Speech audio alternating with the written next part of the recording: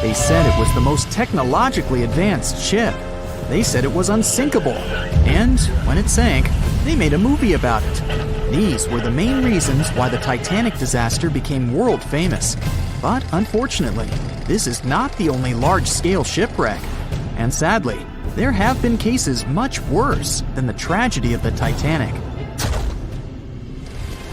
One of them occurred on April 27, 1865. The Sultana steamboat carried passengers and cargo daily between St. Louis and New Orleans.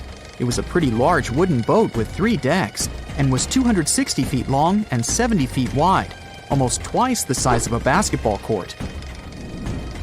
The ship could carry about 350 passengers, but on that unfortunate day, more than 2,000 people were on it. On April 23rd, she was making a routine voyage from New Orleans when it broke down. Something was wrong with the boiler, so the vessel docked in Vicksburg for repairs. At the port, the ship's captain, James Cass Mason, found out about an excellent opportunity to earn a lot of money. All he needed to do was to transfer a large group of former prisoners to the north. The captain agreed to do it, but the problem was that the boiler required a lot of time to repair. Mason was afraid that his competitors would take the job, so he decided to sail despite the malfunction the ship had. He patched up the holes in the boiler instead of a big repair and invited all the ex-prisoners on board. So, there was a broken boiler, an excess number of passengers, a lack of lifeboats, and not the best river conditions. Also, the captain refused to send the ex-prisoners to the hold, so they were all with ordinary passengers. There were strong chances for a shipwreck, but the greedy desire to earn more money was stronger. The Sultana went on a voyage and sailed up the river for 2 days. At this time, one of the biggest Mississippi floods in history began. The river overflowed its shores because of the flood, with the water level rising several feet. All the trees on the shore disappeared, and only the tops were sticking out of the water. The ship sailed opposite this powerful current, making the boiler work too hard. On the evening of April 26th, the Sultana arrived in Memphis, Tennessee, and they loaded even more, 120 tons of sugar and 200 passengers. She got incredibly heavy. Around midnight, the ship continued its dangerous journey. The captain sailed to barges to load a shipment of coal. At 1 a.m., the vessel left the barge. At 2 a.m., the broken boiler, unable to withstand the load, suddenly exploded. The Sultana was just 7 miles north of Memphis. Few people survived that day.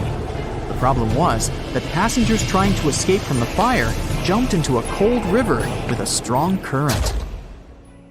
The Sultana disaster is considered the most tragic shipwreck in the history of the United States. The exact number of those who didn't survive is still unknown. According to various sources, this number was from 961 to 1,800 people.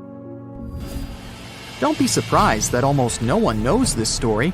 There were many more survivors in the Titanic tragedy, and everybody heard about it. But the Sultana sank during one high-profile event. 12 days before the shipwreck, the country lost Abraham Lincoln. People hadn't yet recovered from this news, so no one paid much attention to the tragedy of the Sultana. Many catastrophes happened quite recently by historical standards. One of them occurred in 2002. The ferry La Jula was a Senegalese vessel. The ferry sailed twice a week, mainly along the coast of Dakar, carrying passengers who traded mango and palm oil. It made daily voyages and never faced severe problems, thanks to modern rescue equipment and good repair service. But one day, the ship's crew discovered a malfunction and sent the boat to port.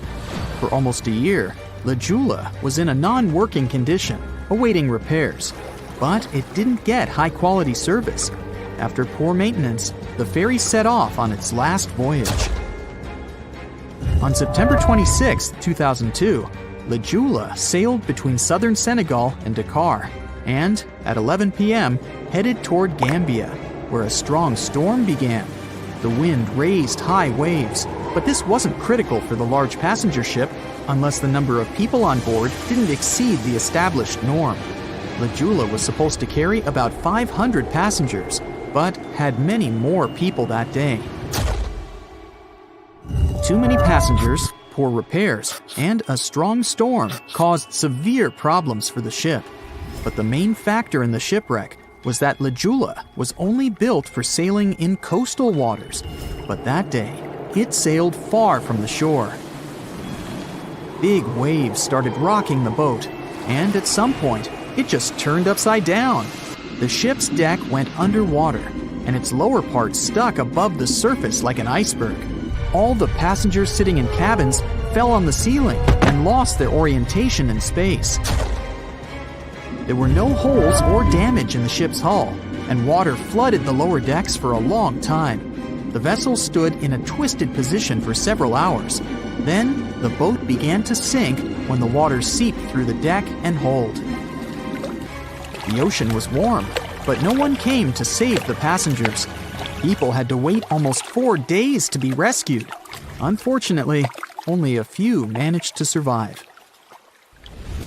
The Philippines is a very dangerous area for ships. This place consists of several thousand islands and a vast area with shallow water. Ships can run aground and damage the hull with reefs and pitfalls. On September 20th, 1987, one of the most terrible disasters in navigation history occurred there.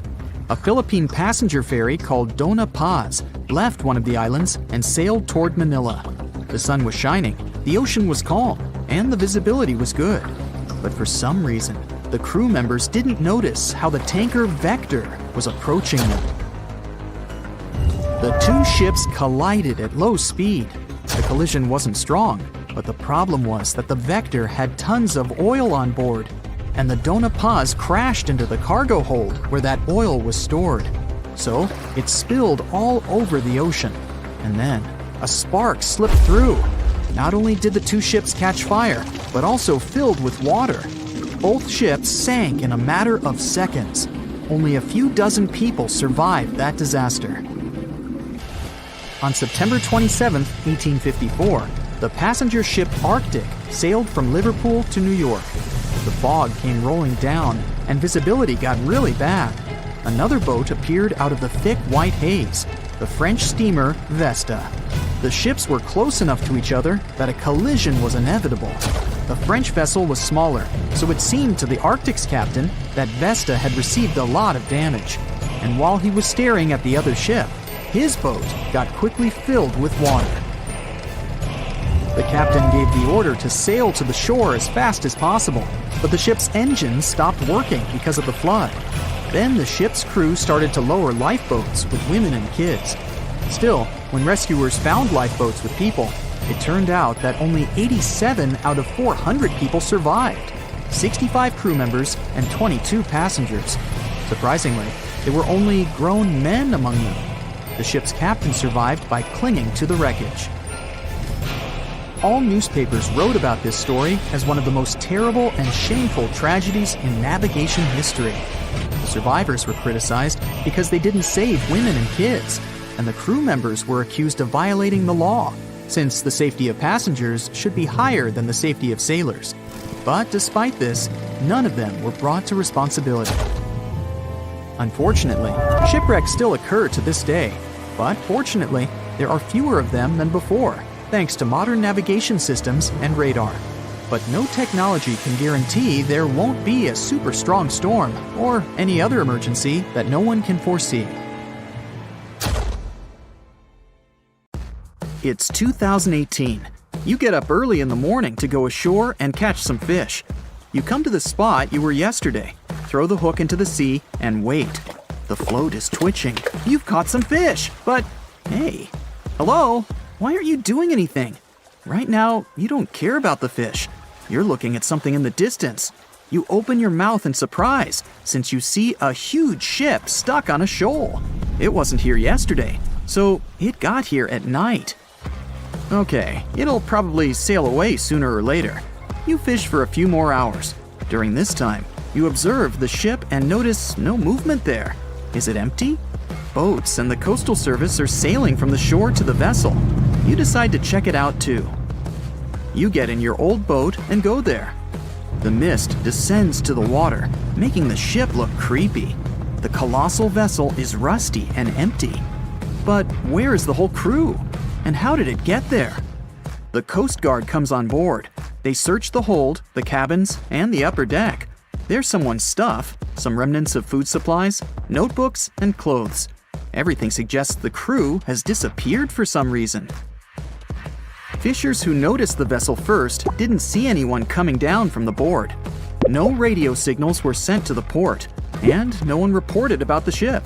It appeared here from nowhere. The only chance to get any information is to look at the number and name of the vessel. This is Sam Ratulangi, PB 1600. The Coast Guard checks the information, studies the data of all the country ships, and no way. One company built the boat in 2001 in Indonesia. People used it to transport heavy loads across the seas around Asia.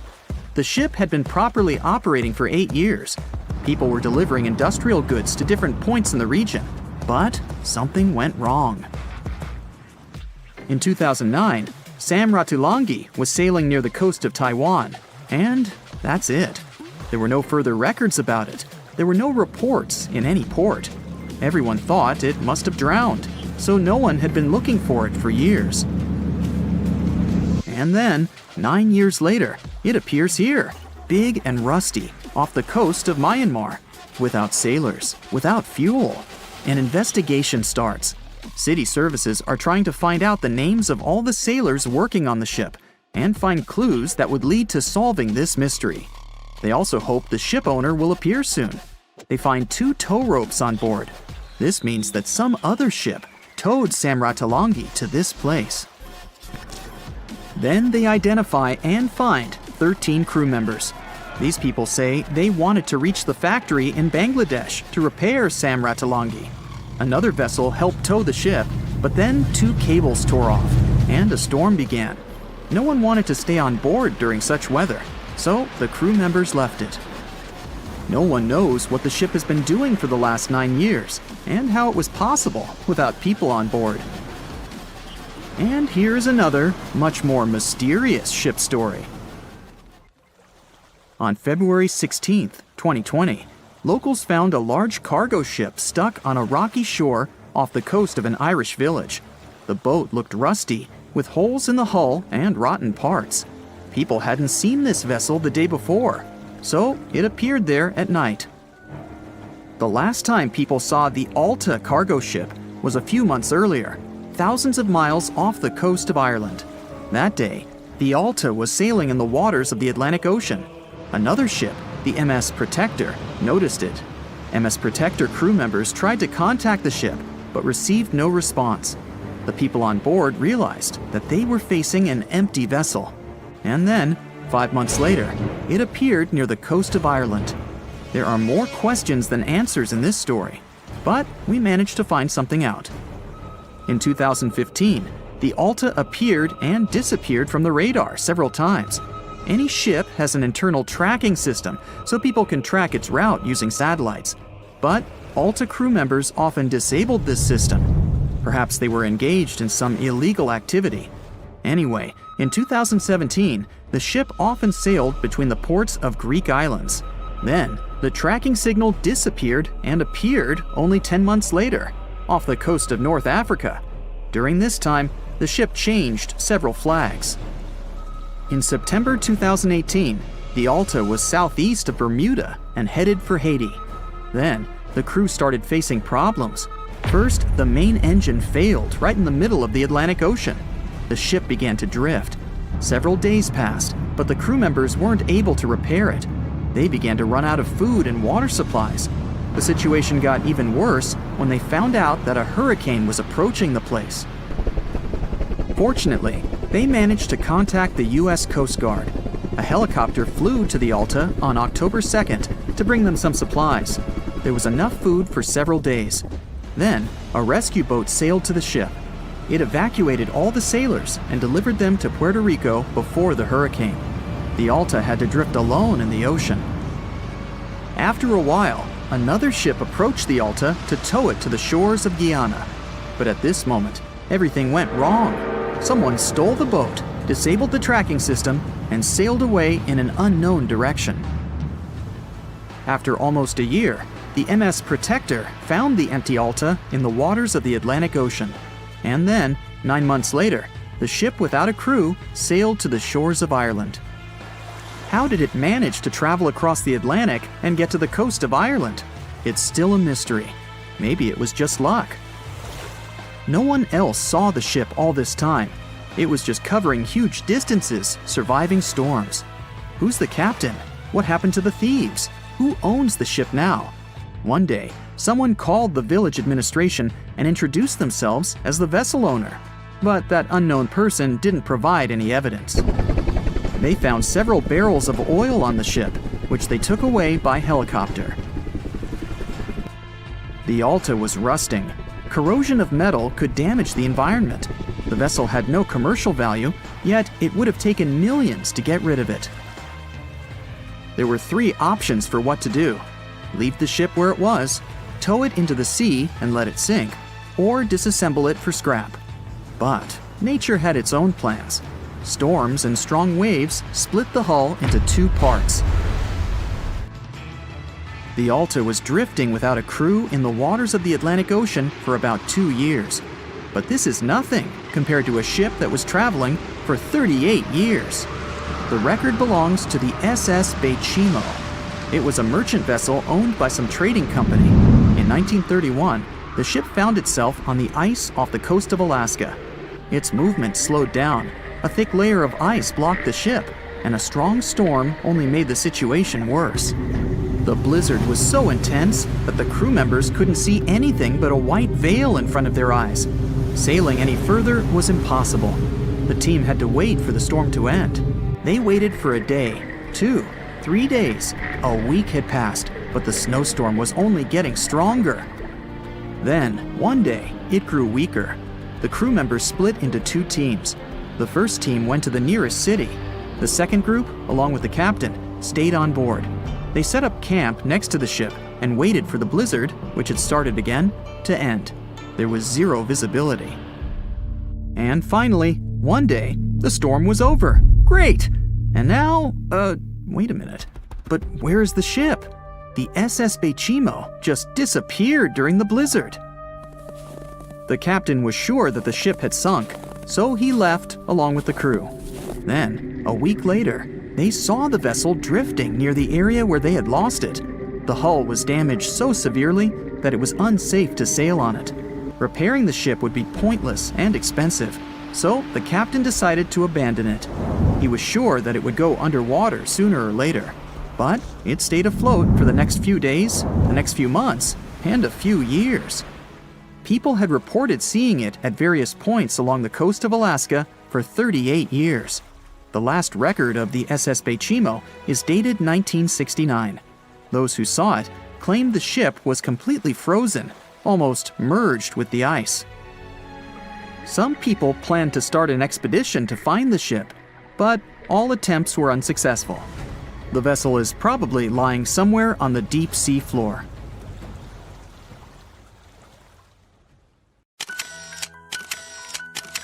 At the beginning of the 20th century, somewhere off the coast of West Africa, a German steamship was leaving the port. Suddenly, the weather got worse, and the vessel entered a thick fog. The sailors ran aground on a sandbank close to the shore. Luckily, no one was hurt, and they were even able to save their precious cargo. But the ship was stuck in the sand for good. And it was not alone there. Nearly the entire length of the western coast of Namibia is called Skeleton Coast. If the name sounds scary, that's because it is. This 976-mile-long beach line is among the most dangerous places on Earth. The local Bushman tribes believe that their supreme deity made this land when it was angry. The Portuguese were the first Europeans to set foot in Namibia in the 15th century. And yep, they didn't like Skeleton Coast either. Portuguese explorers thought this land presented the gates to the underworld. This is the place where the Namib Desert meets the Atlantic Ocean. It might be dangerous, but it's actually beautiful. Plus, it's a UNESCO World Heritage Site. If Skeleton Coast had a PR manager, they would quit on the first day on the job. The area is not exactly tourist-friendly because of its geography and history. Beneath the sand and the waves, there is a secret ocean currently lurking for unsuspecting sailors. It's called Benguela Current. It flows towards the north along the coast of southern Africa. This part of the Atlantic is rich in marine life, but the current's land neighbor isn't that happy with the deal. This arid climate created the Namib Desert, one of the driest regions on Earth. And that marine life I just mentioned? It's sharks. 11 species of them to be exact. And yes, the great white decides to pop by once in a while. So far, we've got a desert landscape, strong currents, and sharks. Not a place for a beachside resort, definitely. But if someone ends up on Skeleton Coast, will they know they're in danger? Don't worry, they will. The beach is littered with wrecks of all sizes and shapes. If you remember that German ship I mentioned in the very beginning, its massive and rusted stern is now sticking out from the desert sand. There are some 500 wrecks in total scattered along the coast, and it's a mixed crowd, from Portuguese galleons centuries old to ships that ran ashore here in the 21st century. A modern fishing ship called Zela India managed to slip from its tow rope in 2008 and ended up on Skeleton Coast. Okay, it didn't escape on its own, it had some help from the elements. But it's better to be a tourist attraction on a beach than to be broken up for scrap. That's where the trawler was originally going, poor thing. Skeleton Coast's most famous inhabitant, to call it such a place, is the wreck of the Dunedin Star. The British cargo liner ran aground here in 1942. The massive rescue operation that followed reveals why it's so dangerous for sailors to end up here. The rescuers managed to save all of the crew and passengers, but at a heavy price. An aircraft and a tugboat were lost in the process. It took the last of the rescuers a full 2 months to return home to Cape Town. Why, you might wonder? One look at the map of the region reveals the reason. It's an endless sea of yellow, which is the sand. There are so few roads here, so Skeleton Coast is hard to reach by land. There are also legal obstacles. You need a special permit to drive into the area. But the skeletons in the name of the area don't only refer to ships, they also stand for animal bones. Most of these belong to whales and seals. Many animals have adapted to the area, so lions and hyenas roam the coastline in search of a meal. Yeah, now there are hungry lions as well, as if those sharks weren't enough. Other animals with a temporary residence on Skeleton Coast include elephants, cheetahs, leopards, and giraffes. In 1971, the Namibian authorities established a national park here, but except for surfers, after an adrenaline rush, they don't get many visitors. You can understand why. The Namib Desert is the oldest desert in the world, and it's not very tourist-friendly either. Those who travel to the region should pack sunscreen and a warm winter jacket. A weird combo, right? Well, not so much when you think that during the day, temperatures soar over 110 degrees Fahrenheit. At night, the air temperature drops below freezing. What a climate roller coaster! And that's not the final danger. Yep, there's more. Remember how that German ship got lost in thick fog? Yeah, it wasn't a one-off event. Because of the region's climate, fog shows up frequently. Sailors should cover their ears now, but this fog is actually good for wildlife. This is their only source of water in the Namib Desert. Reptiles and mammals have adapted to the harsh climate. They use as little water as possible. Shifting sands, thick fog, strong currents, lions, and sharks. Not the stuff you would put in a tourist booklet, but Skeleton Coast isn't the only beach on Earth you wouldn't want to spend your vacation on. I will take you to Cape Tribulation in Australia. The area covers some 48 square miles in the northwestern part of the continent. And no, the area is not as dry as Skeleton Coast. It's part of the Daintree rainforest. You could say that here, it is the rainforest, not the desert that meets the ocean. The beach at Cape Tribulation is straight from a postcard. But looks can be deceiving. Australia? Probably sharks. No, crocodiles are out here to get you if you decide to go for a dip in the sea. There are saltwater crocodiles that the locals call salties. Well, that's a cute nickname for such a dangerous reptile. And it's not just them. The wildlife seems to have a beef with visitors. From October to June, the waters around Cape Tribulation are full of box jellyfish. Their venom affects the human cardiovascular system. When touched by a jellyfish out at sea, swimmers won't have enough time to reach land for help. Vinegar helps neutralize the sting, so you might want to keep a spare bottle in your luggage. Crocodiles and jellyfish sound dangerous, but there's one more animal you should look after. It's the wild boar. It might sound funny, but you won't laugh when you're being chased by one of these across the beach. 21 million wild boars live in Australia. They're mostly active at night, making it even more dangerous if they charge at you. The best defense is running in circles. Wild boars can't cut corners well. That's probably why we don't see many of them taking up careers as race drivers. Cape Tribulation has one last danger installed for you, and it's not an animal. Out here, even the trees are plotting against visitors. The stinging tree got its name for a reason. If you try to pick one of its beautiful red berries, it'll fight back. Its prickles are like tiny glass shards. The less than pleasant effect on your skin will last for a month. Then there is this wait-a-while bush. Who keeps naming them like this? This long vine has spikes that grab hold and just don't let go. They are so strong they can pull a human off a horse. You'll have to wait for someone to come by and save you from this thorny grabber. If you are about to cross this Australian beach from the vacation list, hold on for a second. Tourism is booming here. The local authorities have restricted access to all of the danger zones. Visitors go swimming in dreamy water holes that are surrounded by lush vegetation. There are even ropes to swing from. Now, that's a beach you can finally relax on. There's a ship drifting somewhere in the ocean without a crew. The last time someone saw it was over 50 years ago. Its story reminds of that of the Flying Dutchman, a ship that's bound to sail forever and bring disaster to whoever sees it at sea. At least the legend says so. Unlike the Flying Dutchman, the SS Bay Chimo was definitely real and built for a German company in Hamburg and began as an ordinary cargo ship. It was trading supplies between Hamburg and Sweden in the Baltic Sea starting from 1914. It had a strong steam engine and a hull made of steel.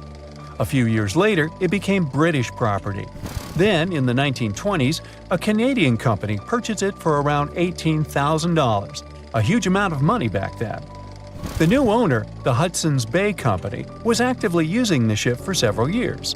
They would often send it on voyages from its home port in Scotland to Siberia, Alaska, the Yukon, and the Northwest Territories. It also passed through the Panama Canal and even the Suez Canal, with fur pelts for sale on board. Sometimes it would also transport passengers. It had completed 9 successful voyages before this strip of good luck came to an end. Starting from the 1930s, SS Bay Chimo would have trouble with ice and storms. When it first got trapped in ice in October of 1931, some of the crew managed to escape to Alaska. 15 of 22 sailors decided to stay with their vessel and try to save it. They had furs and other valuable cargo worth around $58,000 aboard. The company sent them supplies to survive the winter. They set camp near the ship out of the hatches, tarpaulins, and other materials, and offloaded the cargo. At the end of November, a blizzard rushed through the area, and it seemed like it had taken the ship with it. The ice platform had survived, but the ship broke free. Some of the crew members were sure it had sunk. But soon after, they heard from one of the locals who had spotted their ship around 45 miles away from their camp. The crew moved on with their lives, and the ship started its journey as a runaway vessel. People would spot SS Bay Chimo once a year or so, all the way until 1965. It was mostly spotted off the coast of Alaska. A man going to Nome with his sled dog, along with prospectors, explorers, and treasure hunters, all claimed to have seen SS Bay Chimo. Someone tried to board it and take it to port, but ended up stranded on it for days because of horrible weather. Others got luckier and managed to take a whaleboat, some furniture, and other valuables from the vessel. Those who got close to the ship saw that it was damaged and missing the propeller. Still, it stayed afloat without a crew for at least 38 years and became the longest sailing ghost ship in history. In 2006, the Alaskan authorities started a project to solve the mystery of this ghost ship of the Arctic and finally find SS Beichimo, either still above or below the water. So far, the project has not been a success. SS Beichimo remains one of the estimated 4,000 ships that have disappeared off Alaskan shores. If the legend of the 17th century isn't lying, this ghost ship could be sailing somewhere along the Flying Dutchman. It belonged to the Dutch East India Company. Its captain managed to do the impossible for that time and sailed from Holland to Indonesia in only 3 months. They said he was flying over the sea, and some evil tongues explained that he had made a deal with evil forces to achieve that. Once the ship was sailing back home, its captain and crew disappeared without a trace. There are many versions of what happened to it. One of the first ones said it had tried to enter port at the Cape of Good Hope, got in a terrible storm, and sank as there was no captain to save it. Another legend says the captain had refused to obey the skies to let the ship sink during the storm. A scary life form then struck the boat and the crew, and it was condemned to forever wander without rest. Many sailors claim to have spotted the Wandering Dutchman. The Duke of York, who was to become King of England, mentioned having seen it in Australian waters. Right after spotting the ship, the man who saw it first fell from the top of the mast and didn't survive. There were more encounters with this legendary ship up to the middle of the 20th century. Ships would nearly collide with it as the Flying Dutchman jumped out of the blue. Scientists have a more logical explanation for this mystery: Fata Morgana, not to be confused with Hakuna Matata. Now, when you're out at sea on a hot day and the air is all wavy, it feels like when you look at the road on a scorching summer day. That's because of something called atmospheric refraction. When light passes through different layers of air with different temperatures and densities, it bends and twists. Sometimes, under certain conditions, this bending of light can create really bizarre optical illusions over the ocean, like sightings of the Flying Dutchman. The Fata Morgana phenomenon can make distant objects appear distorted, stretched, or even lifted above the horizon. So you can see a ship far away, but because of the way the light is bending, it will look like it's floating above the water or even disappearing and reappearing. A Fata Morgana is most commonly seen in polar regions, especially over large sheets of ice that have a uniform low temperature. But you can see it anywhere, even in deserts and over lakes on hot days. The first stories about ghost ships go all the way back to ancient Greek and Roman mythology. One of the most famous ghost ships in history is the Mary Celeste. This brigantine was traveling from New York City to Genoa and was fully stocked with provisions, but missing a crew when it was discovered in the Atlantic Ocean in 1872. The crew's personal belongings were also there, completely undisturbed. The final entry in her log was made 10 days earlier. We still don't know what happened to its crew, and the ship has inspired many spooky stories and legends. The Lady Lovibond was another legendary schooner that is believed to have been wrecked off the coast of Kent in the middle of the 18th century. The story tells that the ship's captain, Simon Reed, had just got married and took his bride on board for a celebratory cruise, despite the superstition that it could bring bad luck. They were on their way to Portugal when the first mate, who is also in love with the captain's new wife, went mad because of jealousy, attacked another crew member, and then took over the wheel and steered the ship straight into the dreaded Goodwin Sands. No one aboard survived, and the schooner is said to reappear as a ghost vessel every 50 years. In present times, many vessels become abandoned and turned into ghost ships intentionally. There are thousands of them floating in U.S. rivers, lakes, channels, and coastal waters. Some people lose their boats in storms and other extreme weather. Others have to abandon their boats because maintaining them can cost 10% of the boat's price. Plus, docking a vessel can add up to several $1,000s every year. Most boats have been made of fiberglass, so an owner can't just recycle them as scrap metal.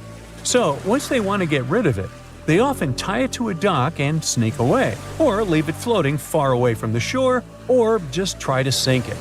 When ghost ships sink in shallow waters, they can cause damage to coral reefs, mangroves, marshlands, oyster habitats, and wetlands.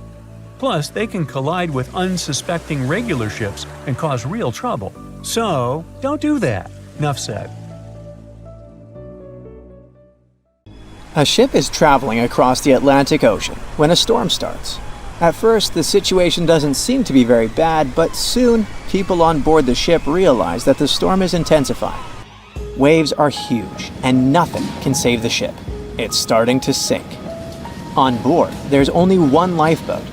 Sadly, it can only hold one person. The captain is in a terrible situation. He needs to decide which passenger can be given a chance to survive. Besides the captain, there are 8 people on board. Some of them seem to be lovely. Others look like villains. But you might not know the truth until it's too late. The first passenger is Alex, a 28-year-old talented artist. He's just had his first international exhibition and is boasting about that left and right. He claims to dream of inspiring the world with his art, but did I mention it's his shy twin brother who painted those masterpieces? And Alex just steals his shine? Next is 23-year-old Maria, who's 8 months pregnant. She's quite spoiled, often behaves unreasonably, and treats the staff on board badly. She's traveling home to her husband, but little does he know that the kid is not his, but his best friend's. And she's been cheating on him since forever. Though we can't let this innocent soul perish, can we? Despite his untidy appearance, this 65-year-old scientist, Professor Marcus, is a leading researcher in the field of gene therapy. He's working on a breakthrough that could save millions of lives, but there are skeletons in his closet too. It's been 15 years since anyone saw his wife, Judith. Does Marcus's scientific progress have something to do with the mysterious disappearance of his wife? Dr. Anna is 34 years old. She's a surgeon who's saved hundreds of lives during natural disasters. She succeeded as a doctor, but failed as a parent. Her 3 daughters live with their dad and don't want to hear anything about their mother. 78-year-old Teresa is a widow whose family gave up on her because of her bad temper. She's traveling for the last time in her life to visit her late husband's grave. A little boy, Mark, is just 7 years old, but his unruly character has caused a lot of arguments between the other passengers. He's traveling alone since his parents are supposed to meet him on the shore. This brat's parents are too busy working, so he gets more and more uncontrollable. Who knows what he'll be capable of doing in 10 years or so? A robot android, Alpha 3, is also on board the ship. It has an artificial intelligence created to assist in expeditions. It can also control the ship in emergency cases. And the last passenger is Emily. This beautiful and charming woman is 30 years old. She lives off of powerful, old, rich men and has enough money to burn. She hasn't worked a single day in her entire life and just travels the world. To make his choice, the captain invites each of the passengers to listen to their stories. He asks each of them just one question. Why would you be the one to survive? Alex says, "You see, my art can inspire and change the world. Looking at my works, they help people see the beauty of life, especially during difficult times. I must continue living. I have so much to show through my paintings." Maria answers, "Can't you see that a new life is growing inside my body? It's me and my unborn kid who must survive. We risk losing a talented doctor or an artist in the future. It's not just my life we're talking about." Professor Marcus says, "My work is not finished yet. It might save thousands of lives. I'm close to a breakthrough and I need to live to make it." Dr. Anna says, "My hands save lives. I have proven many times that I can do the impossible in extreme conditions. The world can't lose my skills and knowledge." The elderly woman begs, "Please, you must understand me. I might have lived a long life, but I want to see my husband's grave." Mark says, "I'm still a kid. My parents are waiting for me at home. I want to hug my mom and dad." Alpha 3 states that it was created to serve and help people. Its ability to analyze situations and make rational decisions in a crisis can be used to prevent future disasters. Emily admits, Look at me. Doesn't every person have their unique value? I'm young and beautiful, and I have a lot of potential. Surely you see it. the captain is desperate. How can he, a mere mortal, decide who should live and who he should take this chance away from? After pacing his cabin and hitting the walls with his fists, he decides to, estimate passengers' value and see how useful they are. Alex, as a talented artist, can influence society through his art, providing inspiration for thousands of people who will see his masterpieces. But no one knows where his ego can bring him. Plus, remember who the real artist is. Saving Maria means saving her unborn child. But however cynical it may sound, the contribution of these two lives to the future of society is assumed, but not guaranteed. What if that child grows up to become a criminal? Professor Marcus can indeed provide significant benefits to society through his scientific research, but he isn't young. What if he doesn't live long enough to finish his work? Dr. Anna is a surgeon. She's already saved a lot of lives and will definitely continue to do so in the future. Her ability to provide immediate medical assistance in critical situations makes her one of the most valuable candidates for survival, since she can directly and regularly save lives. At the same time, she is a terrible mother, and it'll definitely influence the lives of her daughters. Teresa is living history and experience, but unfortunately, her ability to continue contributing to society is limited. In simple words, she's old, and we don't know how much time she has left. Mark is in a similar situation. He has the potential for a long and productive life, but his immediate contribution to society is limited. His survival is based on the potential for future contribution, which is difficult to estimate at the moment. Alpha 3 can provide valuable technical assistance and functional support, but as a robot, it does not add to human well-being directly. As for Emily, despite her beauty, her achievements are minimal. On the other hand, she's only dating wealthy and influential people, and thus has a lot of influence on society of her own. Now, from the perspective of how much profit each of the passengers can bring, saving Dr. Anna seems to be one of the most logical choices. Her knowledge and skills can save many lives in the future, which means the greatest good for the greatest number. But let's have a look at the captain's choice. In the end, after listening to all the passengers and pressed for time, the man decides to save Emily. Can you figure out why he's made such an unexpected choice? Write your answer in the comments below. You can also pause the video to think it over. Okay, I suppose you're ready for the answer to be revealed. You see, even though each passenger presented very compelling arguments for why they should be saved, the captain was particularly moved by Emily's charm and attractiveness. And even though there were more logical candidates in terms of utilitarianism and humanism, the captain succumbed to his personal feelings and preferences, which influenced his decision. This riddle illustrates that in real life, people often make choices based on their sympathies and preferences rather than logic or public benefit. This is because emotions and personal relationships can have a strong influence on our perception of situations and decision-making. Here's a real-life example. HR managers tend to choose candidates they like or share common interests with, and it doesn't matter that other candidates might have more suitable skills or experience. This phenomenon is known as the similarity effect. Now, I've got an important question for you. Which passenger would you save? Share your choice in the comments. But I'd like to remind you that there is no correct answer. The movie Jaws came out in 1975, and since then, people have been terrified of sharks. Some people fear seeing a great white's head come out of their showers, not to mention the fear of running into one at your local pool. Of course, none of this is actually possible, but some other scary shark stuff is. Like, yes, sharks can attack boats. They probably won't sink one.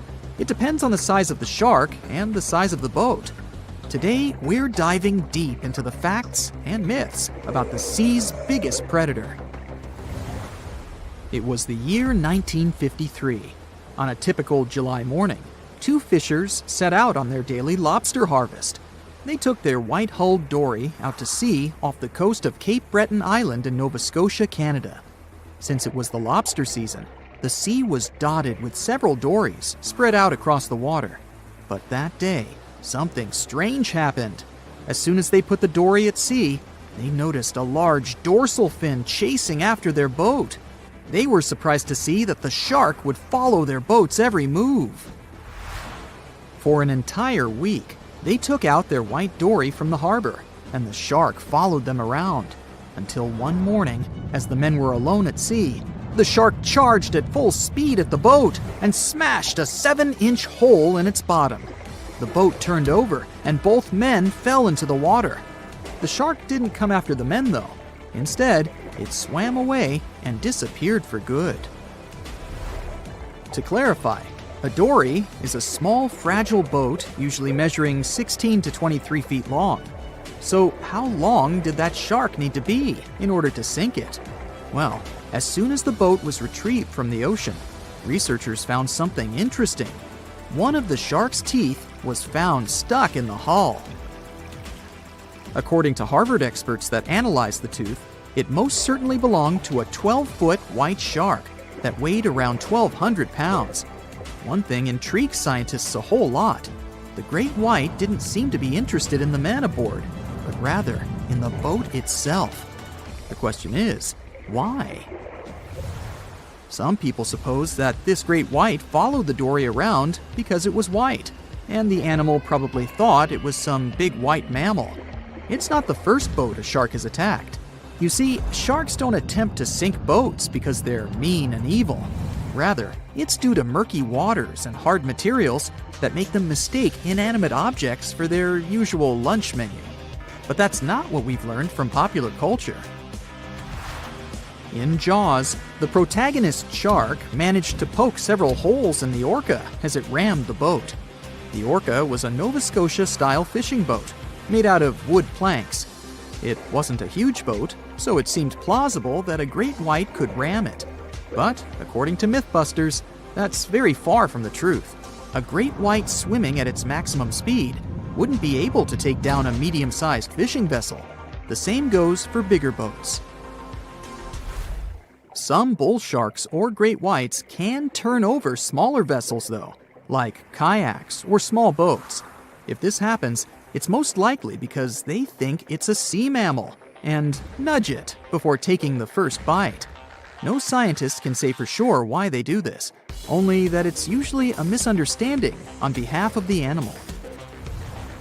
The Shark Research Committee, a nonprofit scientific research organization, has documented a lot of shark attacks on inanimate objects and is trying to answer that question more thoroughly. So far, they've observed several attacks on objects such as crab trap buoys and inflatable float bags. The website has also registered 2 famous attacks on boats.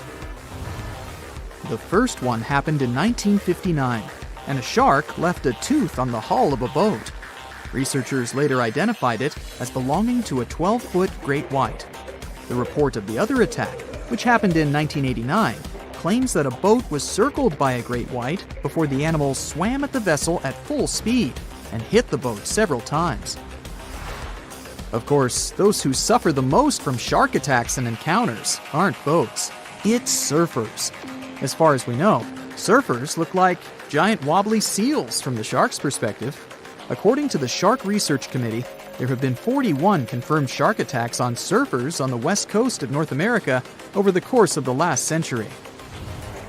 So, should we be so afraid of sharks after all? Let's learn more about these magnificent sea creatures.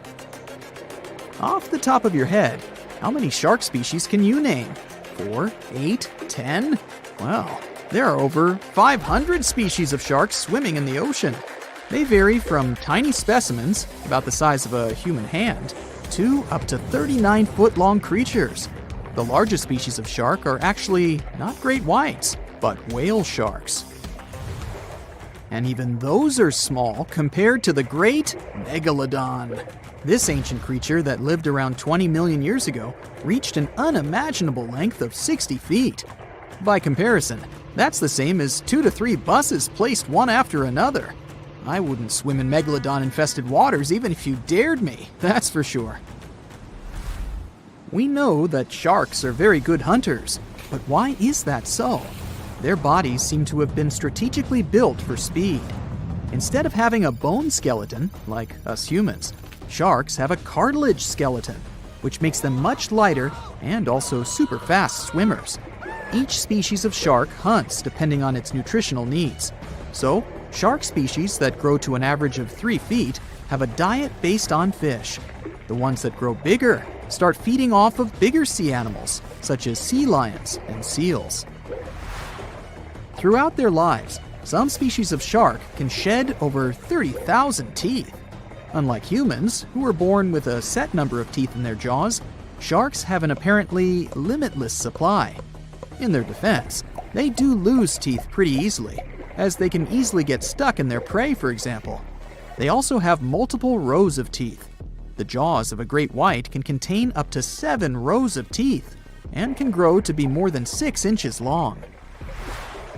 And since we're speaking of great whites, the most feared shark species roaming the oceans, this is ray. Ray is an adult white shark. He can swim up to 50 miles a day, so he needs a lot of fat in order to keep his body functioning. Funny thing about Ray, when he opens his jaws to hunt, his eyes roll back together with his head, so his sight is hindered when he's taking a bite. Now, he does like it when the water is murky and underwater visibility is low. That's because it makes it harder for his prey to spot him coming. These conditions can make it easier for him to grab that yummy seal. But this can also make it easy for him to mistake a random boat for lunch and end up scaring some humans. Some Hollywood movies love to portray sharks as having superpowers. Although they're not innately cruel, one species of shark does have something that can be considered bizarre. Hammerhead sharks, one of the most dangerous species of sharks, have a sort of sixth sense. Inside their heads, they have electroreceptor organs called ampullae of Lorenzini. These organs allow sharks to detect the electromagnetic fields of all living things in the ocean. This ups their hunting abilities to another level. They can even find prey hidden in the sand because they sense its electromagnetic field. You should know one thing. If a shark lives in a balanced ecosystem, it won't feel the need to attack unknown things. These animals are curious, though, so maybe we should cut them some slack when they bite a piece off a random boat. More than 25 million people boarded cruise ships globally back in 2017. It may not seem like a lot, but that's more than the total population of Belgium. It's a great vacation alternative with an added bonus. You can sample various different destinations for future time off in one single trip. If you've already booked a trip on a cruise ship, but you still have no idea what you should pack, start with some research on your specific cruise location. Either way, be sure to bring deck-friendly shoes that are low-heeled. Also, add a pair that's comfortable to walk on larger distances for the days spent ashore. Depending on the season, you might want to add a few swimsuits too. If you're on any type of medication, make sure you bring it with you in its original packaging. If you're a light packer, don't worry. Most cruise ships come equipped with laundry rooms. They're kind of pricey, especially if you want your garments to be washed, ironed, and folded for you. But it does save you the extra hassle of packing more clothes or washing them for yourself. It's really important that you check in with your credit card company before boarding a ship, more so if your itinerary includes one or more foreign countries. Your credit card might get frozen if there's any unusual activity on your account. Most of these companies have algorithms that get triggered once there are charges from different countries in rapid succession, which is exactly what you'll be doing on a cruise ship. Letting them know beforehand saves you the embarrassment of having your card declined at some fancy restaurant. To make sure you get the best room, before booking it, check out the ship's deck plan. it should be available on their website. If it's peace and tranquility you're looking for, don't go for the rooms directly above or below any of the ship's entertainment points. Also, if you have a history of getting seasick, try to skip the rooms that are available at the front of the ship. Rather, go for those located in the middle of the ship on a lower deck. You'll feel less movement. If it's your first time going on a cruise, you might be surprised to know that some cabin rooms don't have windows. Before making a reservation, make sure to check out all the amenities of the room you intend to book. Most cruise liners add a bunch of pictures from the common rooms on their reservation pages, and it might be a bit confusing as to what you're getting exactly for that specific price point. Also, some rooms on board are quite small too. If you don't like to sleep in small spaces, you might want to upgrade to a larger room, even if it's a bit pricier. You can always split the cost with a friend if they want to join you on the cruise. With the help of modern technology, even if a specific location doesn't have windows, it doesn't mean you can't watch the waves. How, you might ask? Fancier cruise ships feature a secret, added bonus. In the areas with no access to sunlight, specialists have built virtual balconies. These high-tech screens work by showing you what's going on outside in real time. They have an added benefit too. In case of bad weather, guests can still have a feel of the outdoors, without the wind or rain ruining their hair or their outfit. It may not be the real deal, but it still beats getting claustrophobic on board. Planning on going on a budget cruise? It might not be such a bad idea, especially if you're on the lookout for last-minute upgrades. You might even end up vacationing like a millionaire without having to spend money like one. These upgrades sometimes include things like a private balcony in your room, maybe some spa services, or even better prices for high-end meals. If they aren't all booked by the time people board the ship, they might be open for the rest of the passengers for way better prices than initially listed. There might be hidden freebies on board if you pay close attention. Things like complimentary pastries on board late in the morning or a late-night cup of tea on the house might be some of the things offered to guests. You only need to ask. You might want to check out what other tourists are doing. Some people with more experience cruising can offer pretty great tips and tricks. Don't be afraid to start a conversation if you see someone getting something for free. Some cruise ships do go all the way on the fancy dial. They even have exclusive areas designed for guests staying in expensive suites. Most of the time, they're located at the top of the ship. On one particular cruise, these types of guests have designated staff members called Royal Genies, which are similar to butlers. They can cater to just a few cabins. Since the cruise line wants to divert other guests from asking them various questions, which will take time away from their assigned guests, the genies do not wear a name tag in public areas.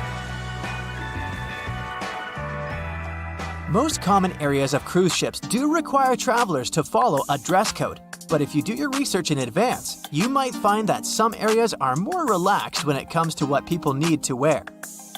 Most cruise ships require people to adhere to smart attire, which means pants with a collared shirt for men, or blouses and skirts, dresses, or stylish pants for the ladies. As for the travel destinations, be sure to research the ports you're about to visit in advance. You'll know what to wear, what the weather will be, and if you need to pack anything else, like an umbrella or a beach towel. Stops on cruises only last for a few hours in most cases, so you'll want to get the most out of them.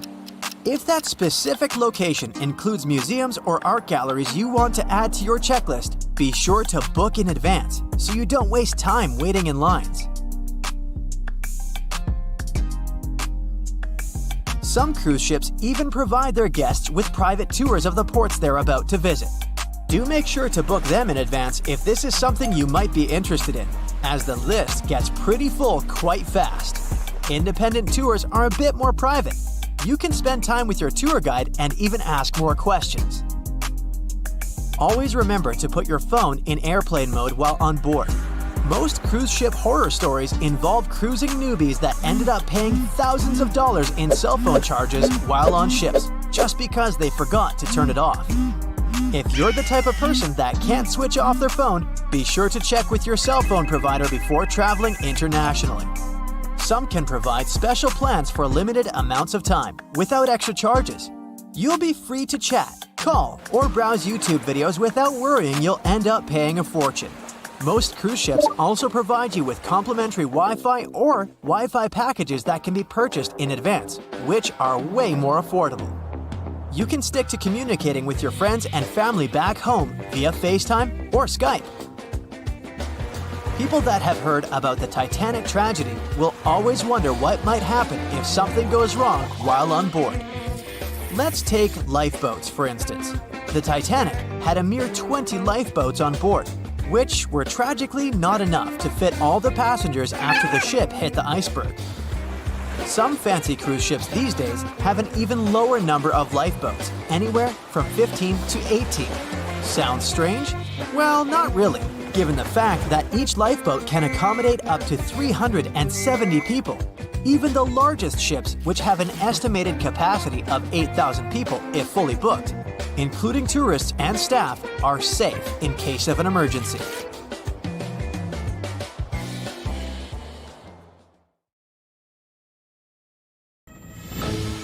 As an experienced sailor and the first man to ever sail non-stop on his own around North and South America, Matt Rutherford has seen a lot during his voyages. But what he saw in 2013 while sailing through the waters of the Atlantic with his colleague surely stands out. So one, probably costing hundreds of thousands of dollars. It was pretty weird to find it floating by itself in the middle of the ocean. It seemed like whoever abandoned it was leaving in a rush. There were clothes and other personal belongings all over the main cabin. Some parts of the ceiling had fallen and some drawers had popped open. The brave sailors decided to tow the ghost ship back to Bermuda. It wasn't easy because Wolfhound was bigger and heavier than their boat. After days at sea, the crew was running low on fuel and asked a passing freighter to stop and give them some gas. They kept pulling Wolfhound until the tow line got wrapped around the rudder and they realized they could get stranded in the Bermuda Triangle. So they had to abandon the ship. What really happened and how Wolfhound ended up in the middle of the ocean will probably remain a mystery. Rumor has it that it belonged to a member of the Royal Irish Yacht Club. The ship was going on its first voyage from Connecticut to Bermuda and then Antigua. It got in a terrible storm around 400 miles away from Delaware. The winds were so strong that the yacht suffered 2 knockdowns. A Greek cargo ship rescued the crew. They left the ship with an emergency beacon on. The rescued crew members shared that they saw the ship sink, which only adds more questions to the story. How did it get back to the surface? Does the Bermuda Triangle have anything to do with that? Christopher Columbus himself reported some unusual compass activity going on in this mysterious area while he was on his way to the New World. Despite the stories of more than 50 ships and 20 planes disappearing in the area, it remains one of the most heavily traveled shipping routes in the world. Some skeptics believe that this fact solves the Bermuda Triangle mystery. It could make sense because the busier the area, the more accidents happen there. But then again, it's not the number of disappearances that makes the place so mysterious. It's the lack of explanation and wreckage lost for good. The first ever confirmed ship to vanish in the Bermuda Triangle was the USS Pickering. In 1800, it departed from the US on its way to the West Indies. The ship sailed into the Bermuda Triangle along with its 90-man crew. No one ever heard anything from them ever since.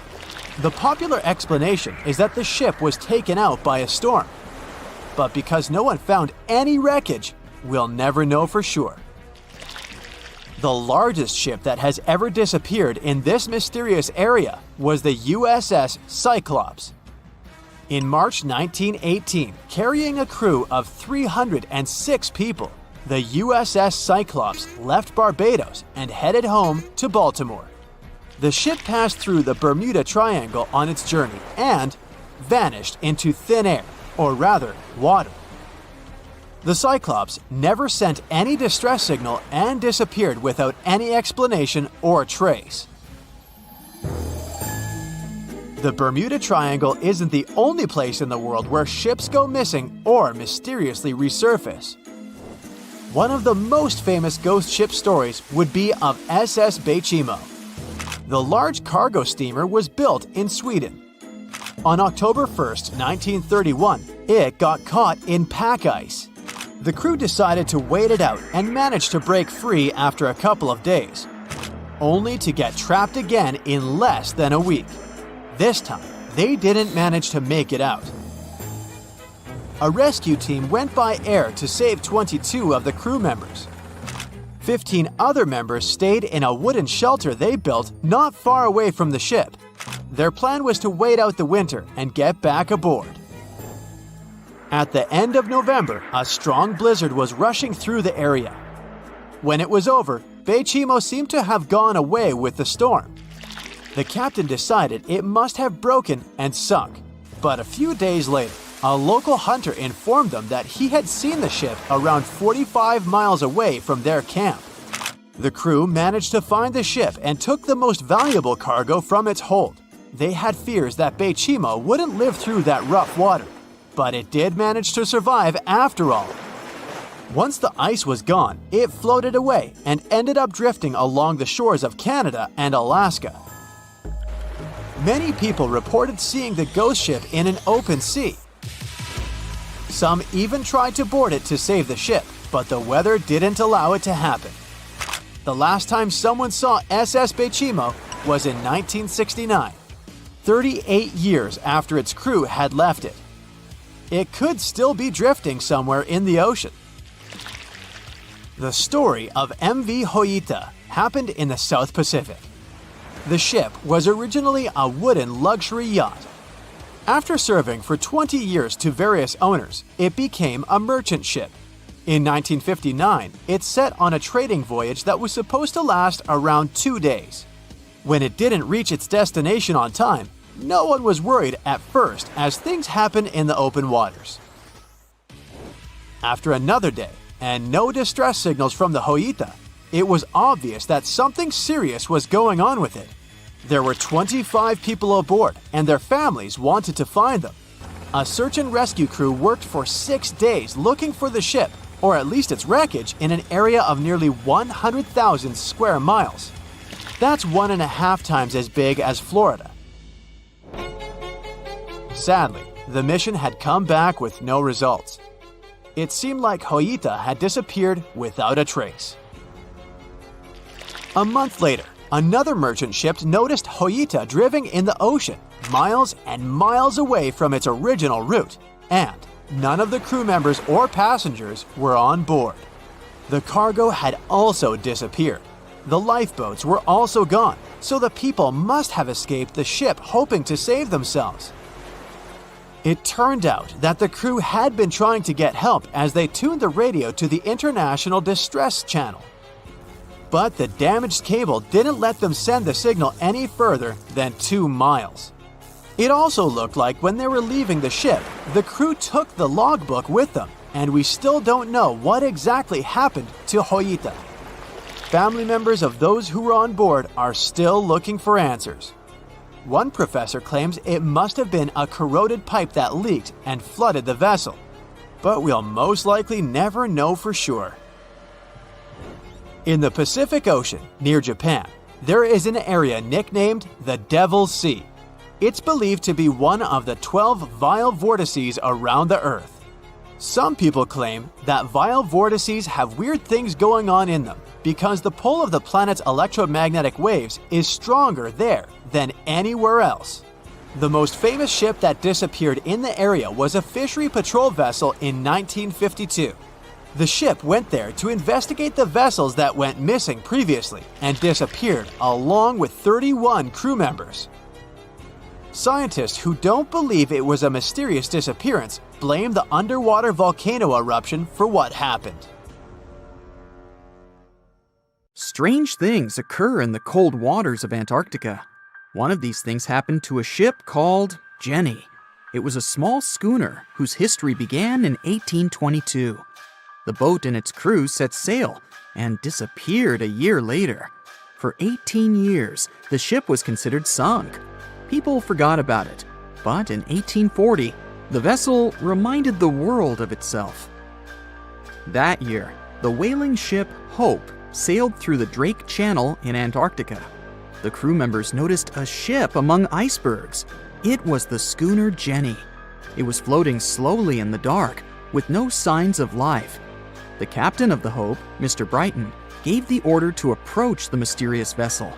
They thought it was some creepy ghost ship, but as they came closer, they noticed crew members on the deck. The sailors of the Hope called out to them, but received no answer. This time, it became clear that something terrible had happened to the Jenny.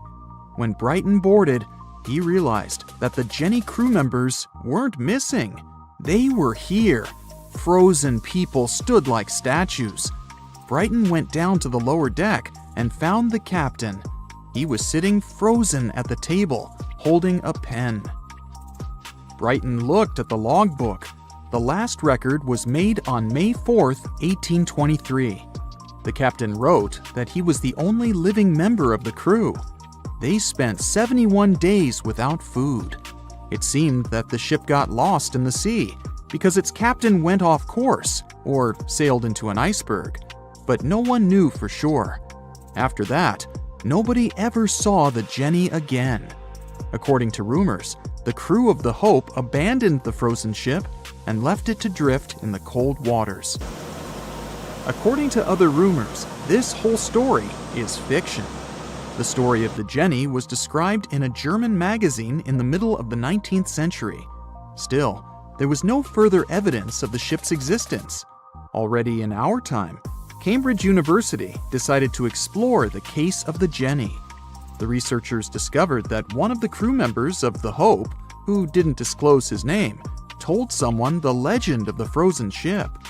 Someone shared the story with another guy, and it was published in a German magazine called Globus. And that's all. There was no other evidence. One of the most famous ghost ships was the Mary Celeste, and there's no doubt about its existence. The history of this vessel was documented in court. People wrote about it in newspapers, but the most exciting thing is that the ship continued to be used even after 10 people disappeared from its deck. The history of the Mary Celeste began in Canada in 1861. When it was first built, the ship was called the Amazon. It changed captains several times, and it also hit some rocks.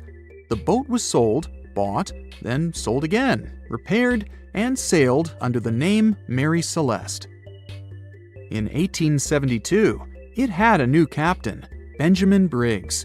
He was a decent, brave man with a lot of experience in navigation. He had a beloved wife, a daughter, and a son.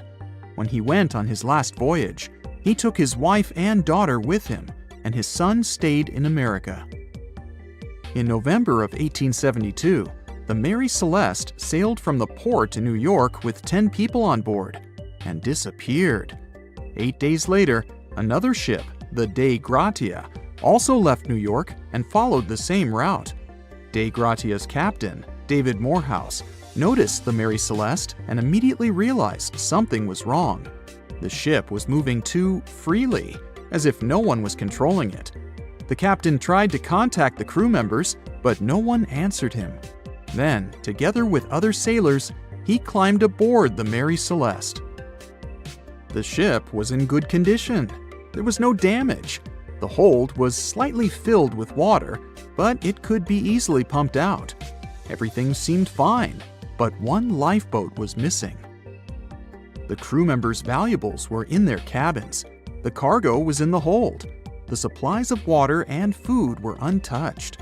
Judging by the records in the logbook, the ship was caught in a storm, but it was not too strong. Other ships also sailed through this storm, but nothing bad happened to them.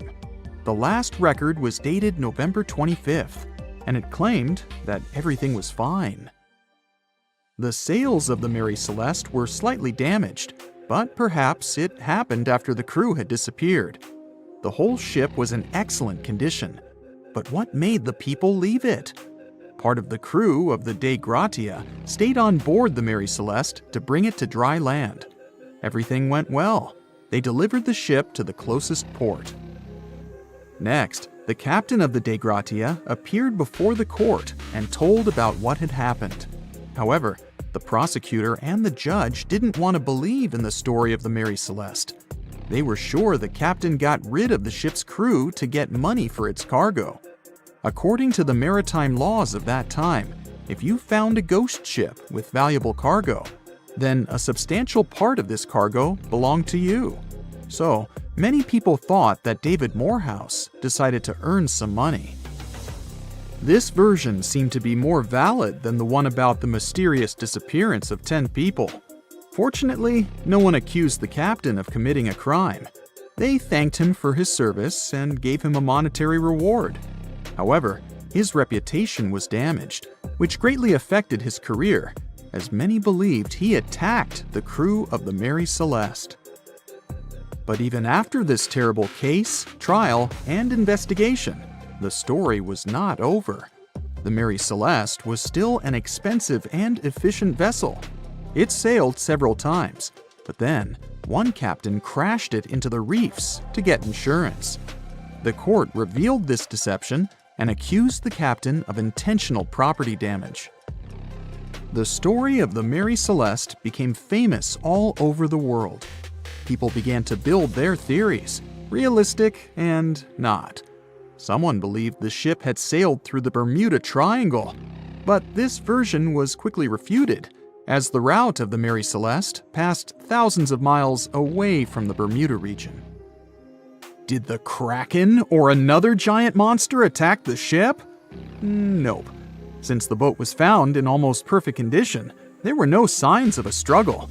One of the most popular versions was that the crew of the Mary Celeste stole some valuable cargo and sailed to Spain on the rescue boat.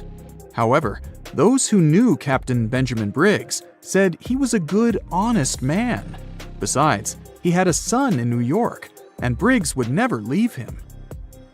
A more thorough investigation revealed that a series of accidental circumstances could have caused the disappearance of the ship's crew. Before its last voyage, the vessel delivered coal. Perhaps the pump intended for pumping water got clogged with coal after that, and when the ship got into a storm, the hold filled with water and the pump broke. The captain couldn't understand the amount of water because numerous barrels in the cargo hold blocked the view. Benjamin Briggs assumed it was dangerous to stay on the ship during a storm, so he evacuated with the passengers on a lifeboat. Perhaps they were close to land and decided to sail there, but the storm intensified and overturned the boat. Also, one record in the log journal said that the chronometer was faulty. It was a device that helped to determine your location at sea using longitude. Briggs got lost and didn't know which way to sail. The storm was strong, and he couldn't determine whether the ship would sink. Perhaps Briggs decided to leave the ship in a rescue boat when he saw the coast of the Azores. The uniqueness of this ghost ship case is that, unlike many others, you can investigate it yourself. There's a lot of information about the Mary Celeste on the internet. There are documentaries and research articles. Perhaps you'll be able to notice something that others haven't seen and solve the mystery of the disappearance of 10 people. So in 2017, over 25 million people boarded cruise ships all over the world. Now, if you're keeping count, that's more than the total population of Greece. It's become America's favorite choice when it comes to going on vacation. It's easy to see why hopping aboard a cruise ship becomes more popular each year. Heading out on a cruise is also coming back in style with newer generations. 2/3 of Gen Y and millennials say that cruising is their new preferred type of vacation. How's that? Well, let's see. It's easy to plan in advance. On board, you can find activities for all family members, and you get a chance to visit several different destinations in one trip. An added bonus of booking a cruise? You can sample various places for a future time off.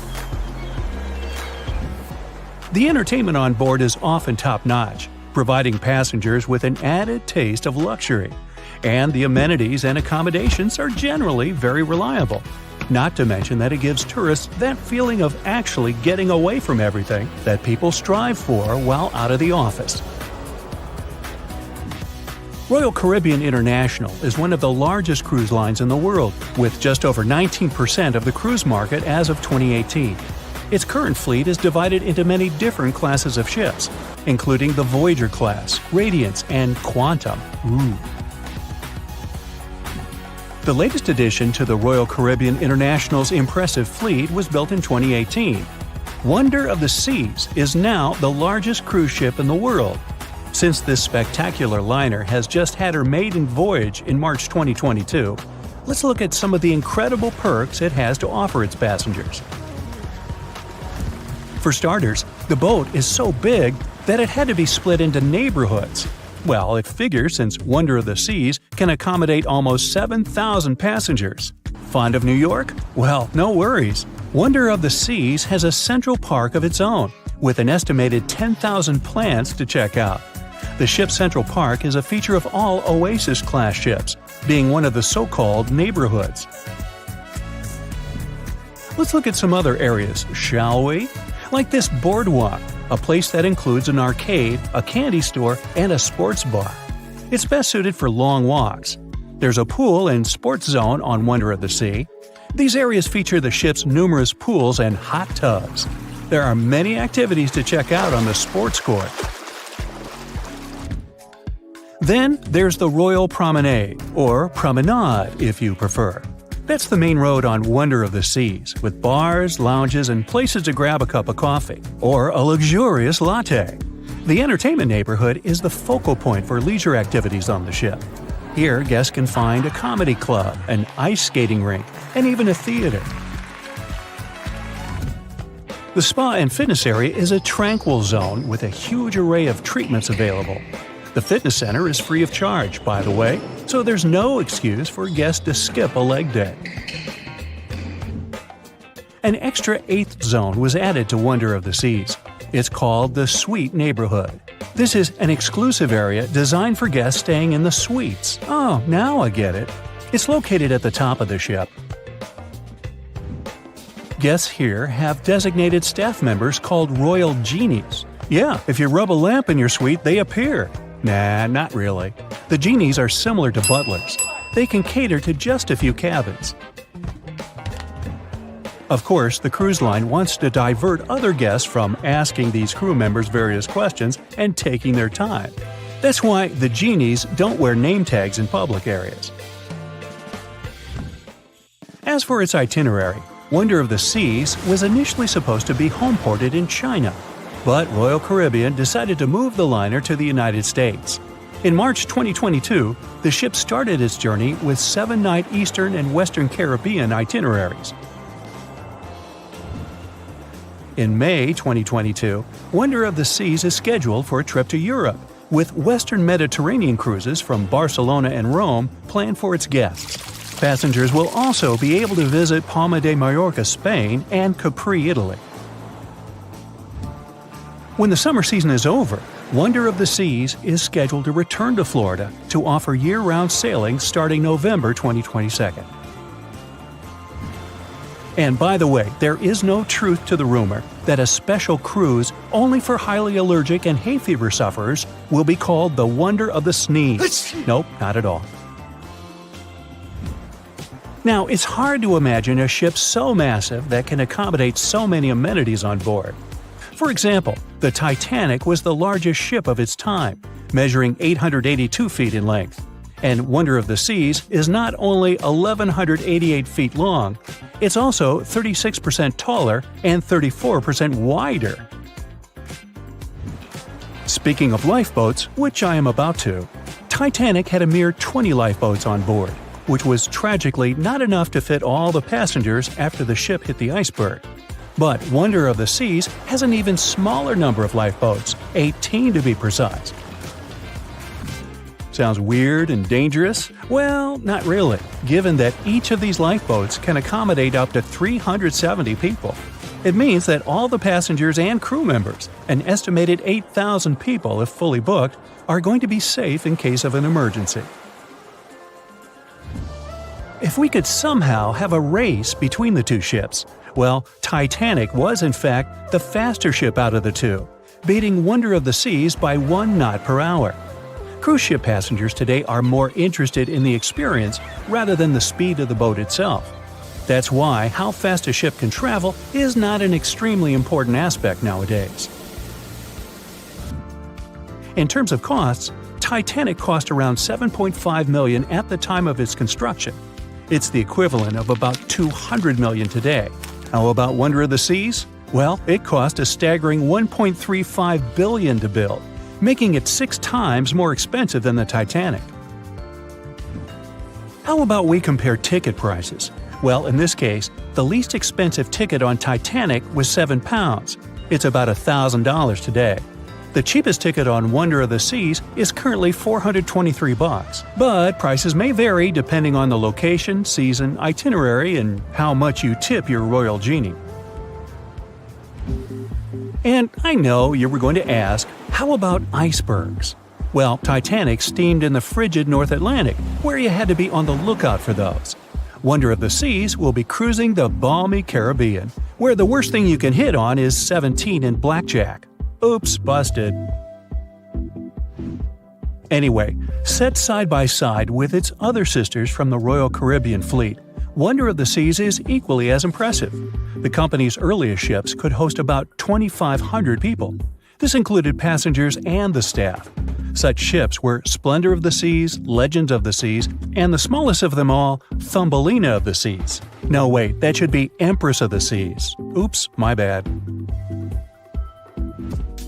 The largest ships in the company's fleet can now house about 9,000 people altogether. That's almost 3 times the size and capacity of the earlier liners. Wonder of the Seas is one of them, as well as Harmony of the Seas and Symphony of the Seas. Are you seeing a pattern here? Yep, if you ever encounter a ship with Of the Seas in its name, it's safe to assume it belongs to Royal Caribbean. But if it's a can of tuna, it might actually be Chicken of the Sea. Hey, I like tuna. Now, choosing between cruise ships based on their size is like wondering if you should visit your local museum or the Louvre in Paris. It all depends on your preferences. Some families prefer small settings. Others are fan of large spaces that can provide everything they need. Historically, it's equally as exciting how far we've come in terms of maritime transportation. The SS Royal William, for example, was the first boat to ever make a transatlantic voyage almost entirely steam-powered in 1833. And it was a mere 160 feet long and could house roughly 155 passengers. And if the seas were calm, then they were housed less roughly. Similarly, the first modern megaship in the world was the MS Sovereign of the Seas. Launched in 1987, it was only 888 feet long and could carry a little under 3,000 passengers. Size and capacity are not the single improvements added to newer cruise ships out there. Recent technological developments in artificial intelligence and facial recognition have allowed cruise operators to ensure faster, smoother boarding for passengers. If, in the past, it took from 60 to 90 minutes for all passengers to board a ship, nowadays, cruise ship operators manage to get people comfortably settled in less than 15 minutes. Now, I'm sure you're already eager to book a ticket, but let's look into some of the more interesting activities you can try on board Wonder of the Seas. This way, you'll know what you're getting yourself into. All Royal Caribbean ships have loads of artworks available for their guests to enjoy. But Wonder of the Seas goes above and beyond, even featuring statues of astronauts in key locations around the ship. You'll find the first astronaut looking through the glass at the promenade, while a second one is busy rock climbing at the boardwalk. The third and last astronaut is more of a movie fan. This statue can be found near the movie screen sitting area. Going astronaut sightseeing is proving to be quite the experience among guests. In the areas with no access to sunlight, Wonder of the Seas features virtual balconies. In case of bad weather, guests can still have a feeling of the outdoors, but without having to hide from wind or rain. Teenagers have a place of their own reserved on the ship. There's a special club with a private hot tub, selfie area, games, and comfortable seating. The inside part of this club features a vending machine, an interesting collection of literature, and tables for foosball. Well, sign me up! The Bermuda Triangle is one of the most heavily traveled shipping routes in the world. Some skeptics believe that this fact solves the Bermuda Triangle mystery. Statistically, the busier the area, the higher the frequency of accidents and disappearances. While this makes sense, it's not the frequency of disappearances that's responsible for the mystery of the Bermuda Triangle. It's the lack of explanation or wreckage found.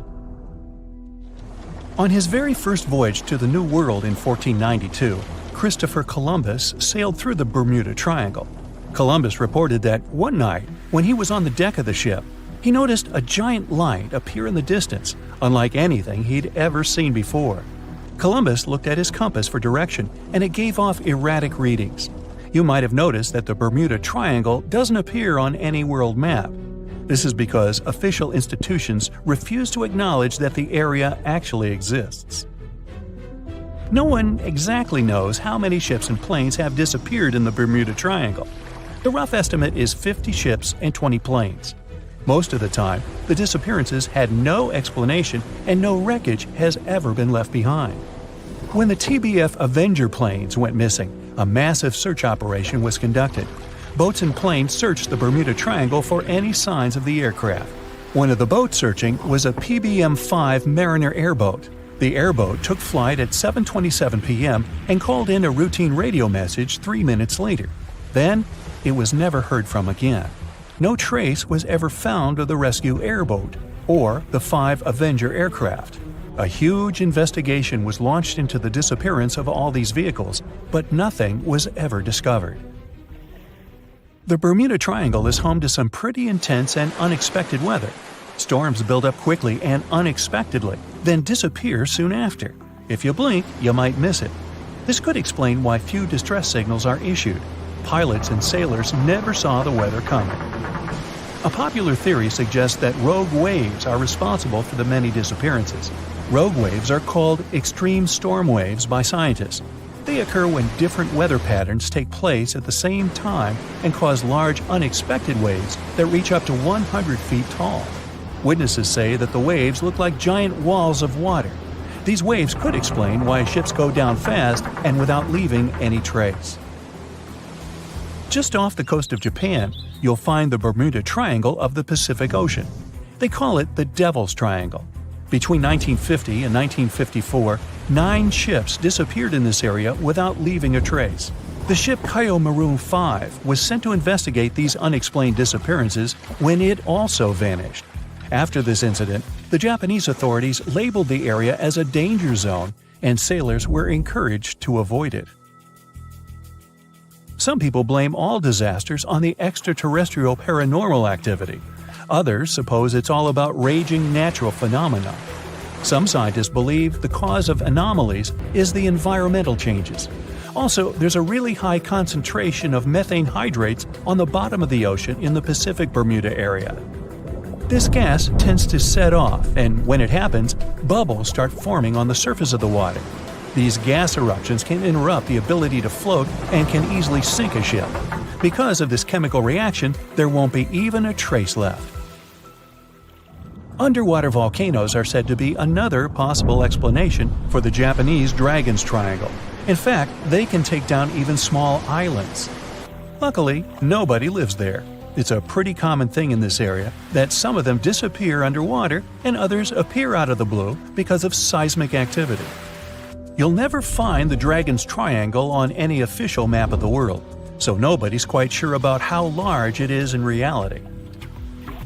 In July 2015, 2 teenagers disappeared after setting sail off the coast of Florida.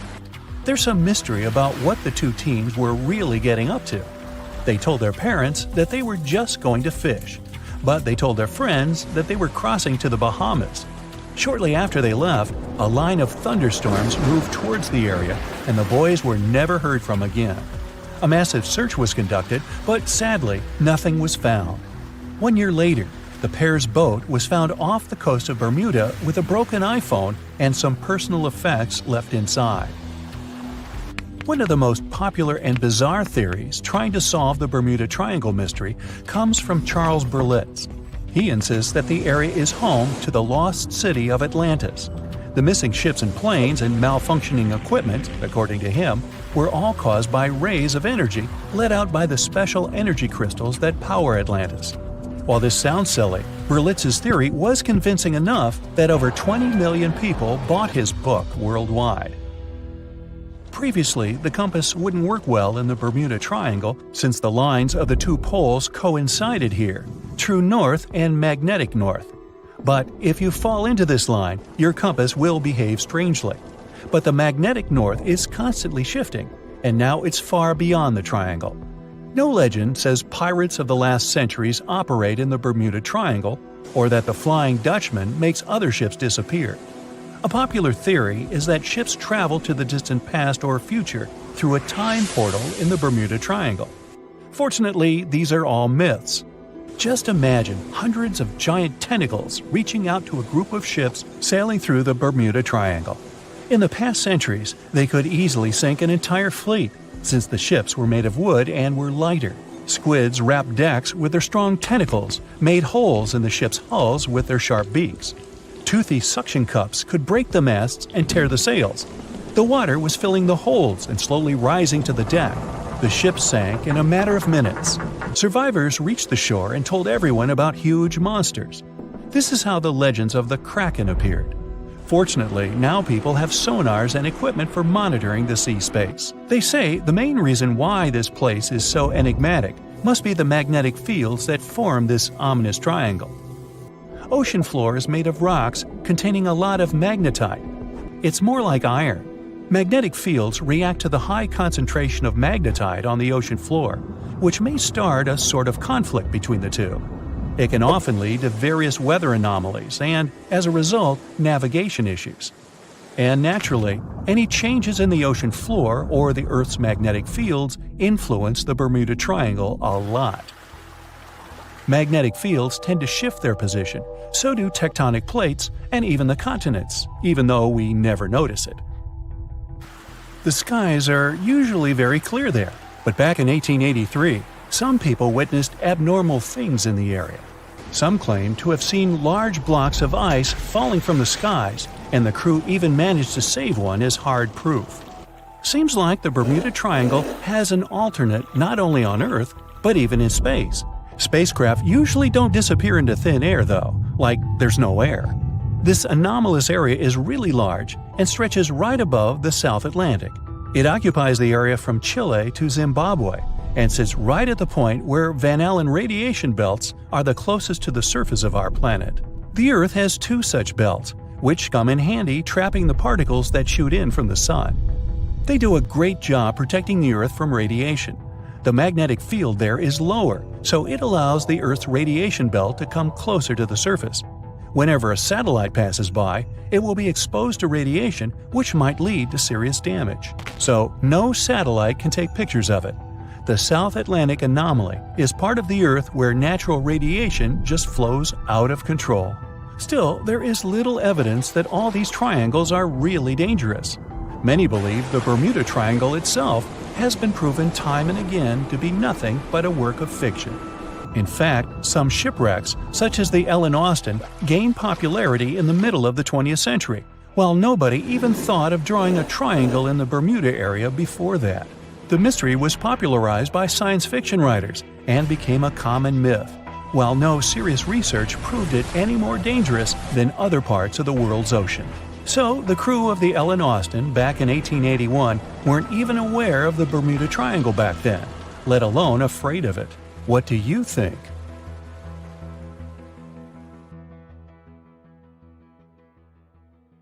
April 1912 marked one of the most terrible tragedies in the history of the world. The most unsinkable vessel, the pinnacle of engineering at that time, the huge Titanic, sank. On that dark, moonless night, the ship had many chances to save its passengers. There was another ship just a few miles away that could have saved the Titanic, but it didn't. It wasn't a phantom ship, and it's not some legend or a theory. This is a documented reality. There are records and witnesses' statements confirming this. But why didn't this ship help? Let's find out what happened that night by looking at these events from 3 different points of view. Let's start with the Titanic version. 11:30 p.m. The moon hides behind black clouds. Visibility is bad. Everything is calm on the Titanic. Under the captain's guidance, the communications operator stays in touch with the mainland through the radio. At this moment, some stranger breaks into the frequency, interrupting the operator's communication. It's unclear what this strange man wants and what he's talking about. The operator doesn't try to figure it out. He shouts at the guy, demanding him to disconnect. The connection is interrupted. At 11:40 p.m., the Titanic crashes into an iceberg. The ice breaks the hull. Water begins to flood the lower decks. Nobody is panicking yet.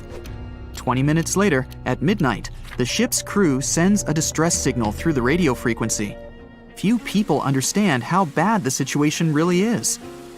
After 20 minutes, at 12:20 a.m., they start lowering lifeboats with passengers. At 12:25 a.m., they receive a response to the distress signal. This is RMS Carpathia. Their captain reports they're already sailing at maximum speed towards the Titanic. But the problem is that the crash site is 58 miles away. This means Carpathia will only be here in 4 hours. At 12:45 a.m., the sinking ship's crew release rockets into the air. These flares are one of the main reasons for the terrible fate of many passengers, but more on that later. 90 minutes later, the Titanic's deck breaks and the ship dives underwater. At 4:10 a.m., the Carpathia finally arrives at the shipwreck location. The crew members make heroic efforts to save all the people. They take 705 survivors on board. At this moment, another ship appears. It's SS Californian. The Carpathia sails towards the New York coast with all the people. The Californian floats in search of passengers and finds nothing but wreckage. The ship was only a few miles away while the Titanic sank into the icy water. The Californian could have saved these people, but did nothing. Its captain, Stanley Lord, made one of the most terrible acts that a sailor can allow. He didn't help a sinking ship. When the world found out about all this, they detested Captain Lord. They couldn't bring charges against him, and the trial didn't punish him. But his career was ruined entirely, as no other ship company would hire him. Despite this, he never confessed he had been guilty. Before he passed away, the captain said it hadn't been his fault. If this was true, then what happened there? This brings us to the Californian version. It's the night of April 14th. The Californian is sailing in the cold waters of the North Atlantic. The ship gets into a section with a lot of icebergs. At 10:10 p.m., Captain Lord stops the ship. It's too dangerous to move around this area, as they can damage the hull. At 11 p.m., the ship starts drifting. It's impossible to move in such conditions with such poor visibility. The captain knows that the Titanic is coming here, so he orders the radio operator to warn the ship about the danger. Radio operator Evans turns on the receiver and tries to contact the Titanic. He spends about 30 minutes on it. The connection is finally established. At this moment, the Titanic radio operator is speaking with the mainland. Evans interrupts this conversation and tries to warn the ship about icebergs. The operator doesn't understand Evans' words. He's annoyed because Evans broke into the channel so brazenly. He shouts at Evans and cuts the connection. Tired, Evans turns off the receiver and informs his superiors about the incident. It's still a mystery how the captain reacted to this news. He probably thought the Titanic knew about the danger. He lets Evans go to bed. If Evans hadn't turned off the radio and waited 1 hour, he would have heard a distress signal from the Titanic. But you shouldn't blame him. At this point, He has no official reason to stay at the transmitter. Evans is too exhausted and can't fight drowsiness. So, Evans goes to bed. The Titanic begins to sink. Its captain sends a distress signal. The operator on board the Carpathia catches it, but the Californian doesn't, since the receiver is turned off. Captain Lord can't sleep. He feels that something is wrong. Meanwhile, the Titanic is rapidly sinking under the water. The captain gives the order to launch rockets into the air. And here is where one of the critical mistakes takes place. They release warning lights, but they are not red. The crew forgot to take red rockets on board for some reason, so they lit up the sky with a bright white light. If you need to send a distress signal, you need to release red lights. Captain Lord sees these lights, but doesn't perceive them as a cry for help. It can't be that there are no standard red rockets on such a massive ship as the Titanic. But, unfortunately, it can. Captain Lord thinks the Titanic is sailing away. Perhaps there is some unknown reason behind those white lights, but he doesn't really know. So, Captain Lord has no idea that the Titanic is sinking. He still decides to contact the ship, but this time, not through radio communication. Captain Lord doesn't wake up the radio operator and sends a signal to the Titanic through a signal lamp. It's important to understand that many old-school captains didn't take radio communication seriously. They didn't understand the value of this technology. That's why Captain Lord doesn't wake up Evans. He sends light signals, but the Titanic doesn't respond. Many survivors later mentioned seeing the flashing lights of the Californian, but there was nothing they could have done. The ship's crew doesn't hear their cries for help. At 2:20 a.m., the Titanic completely goes underwater. A little more than 2 hours later, radio operator Evans wakes up and turns the transmitter on. He hears many rescuers talking about the sunken ship. Evans understands everything. He reports this to the captain. At that moment, the Californian immediately heads to the wreck site. They meet Carpathia there. With the survivors on board, it sails towards New York. The Californian stays sailing and looking for people. They find nothing but wreckage. The Californian returns to the mainland. The news about the ship that could have saved the Titanic is spreading all over the country. The trial begins. Captain Stanley Lord and the crew tell their version. They say their ship had been standing still. Many people don't believe them, and some of the surviving passengers claim to have seen the Californian sailing by. Still, the judge declares them innocent. 1962. Captain Stanley Lord is a very old man. He calls a notary to confess something. The captain makes his last remark about this case. He swears he's not guilty. But if it wasn't the Californian sailing past the Titanic at that moment, then what? The Samson theory could answer that question for us. The sealing ship Samson is sailing in the cold waters of the North Atlantic. The crew aren't sleeping.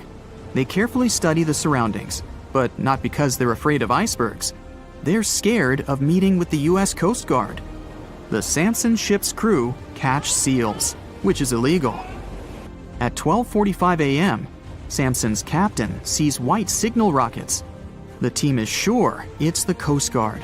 They turn off the lights and sail away. It's dark, so they don't notice the sinking Titanic. They return to the coast of Iceland and hear about the disaster. They realize they have abandoned the drowning passengers. The nephew of one of Samson's crew members reads about this story in his uncle's diary. The nephew asks for permission to publish these recordings. All the people realize that Captain Lord wasn't guilty, but unfortunately, he didn't live to see this moment. Actually, it's still unknown who is guilty in this story. 2 ships were nearby the Titanic. Their captains were adequate people. They would have helped save all the passengers. Their fault was that they couldn't understand what the Titanic wanted on that dark night. Someone forgot to put red flares in the box. This small but fatal detail was one of the leading causes of the tragedy. It has recently become a popular location for many tourists looking for the perfect place to get away from it all. If you're lucky enough to catch a sunny day here, it's like no other. I can assure you. Chances are, you'll end up having loads of foggy days, but let's be honest, they have a special allure of their own. This enchanting smile-shaped island is called Sable Island. It's located 190 miles from mainland Nova Scotia. It wasn't accessible to the general public until 2013. That's when it was added to the list of National Parks of Canada. You can get here either by plane or by water. But what's so enchanting about this place anyway? There must be something since the yearly tourist count is growing every year. Firstly, there's a spectacular number of wild horses here. There are between 200 and 500 horses roaming free all over the island. There's also a large population of gray seals.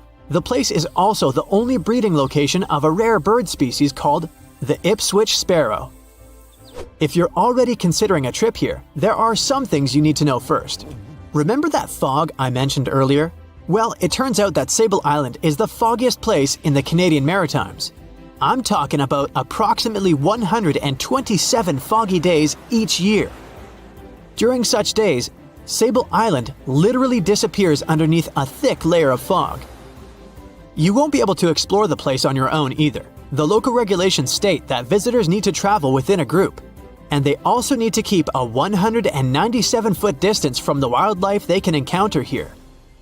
As charming as this place may be, it holds a dark secret hidden beneath the sandy dunes, and it has nothing to do with beautiful creatures living here or the island's unique vegetation. Apart from being known from its horses and seals, Sable Island is infamous for an overwhelming number of shipwrecks. Over the years, about 350 ships have ended their lives here, on these sandbars. When survivors described their experiences, they usually mentioned harsh weather conditions near this mysterious island. The island also made its way into literature when it was described in a book called The Perfect Storm, which was written by Sebastian Junger and published in 1997. The book was so successful that it was later adapted for the big screen in 2000, with George Clooney playing the leading role. The first recorded shipwreck near Sable Island dates back to 1583. The boat was named the HMS Delight and was under the command of British adventurer and explorer Sir Humphrey Gilbert. Only 17 people managed to survive the catastrophe by escaping in a small boat. Records mention that they spent 7 days at sea before reaching the shores of Newfoundland. In 1884, another vessel named the Nicosia struggled in the thick fog as well.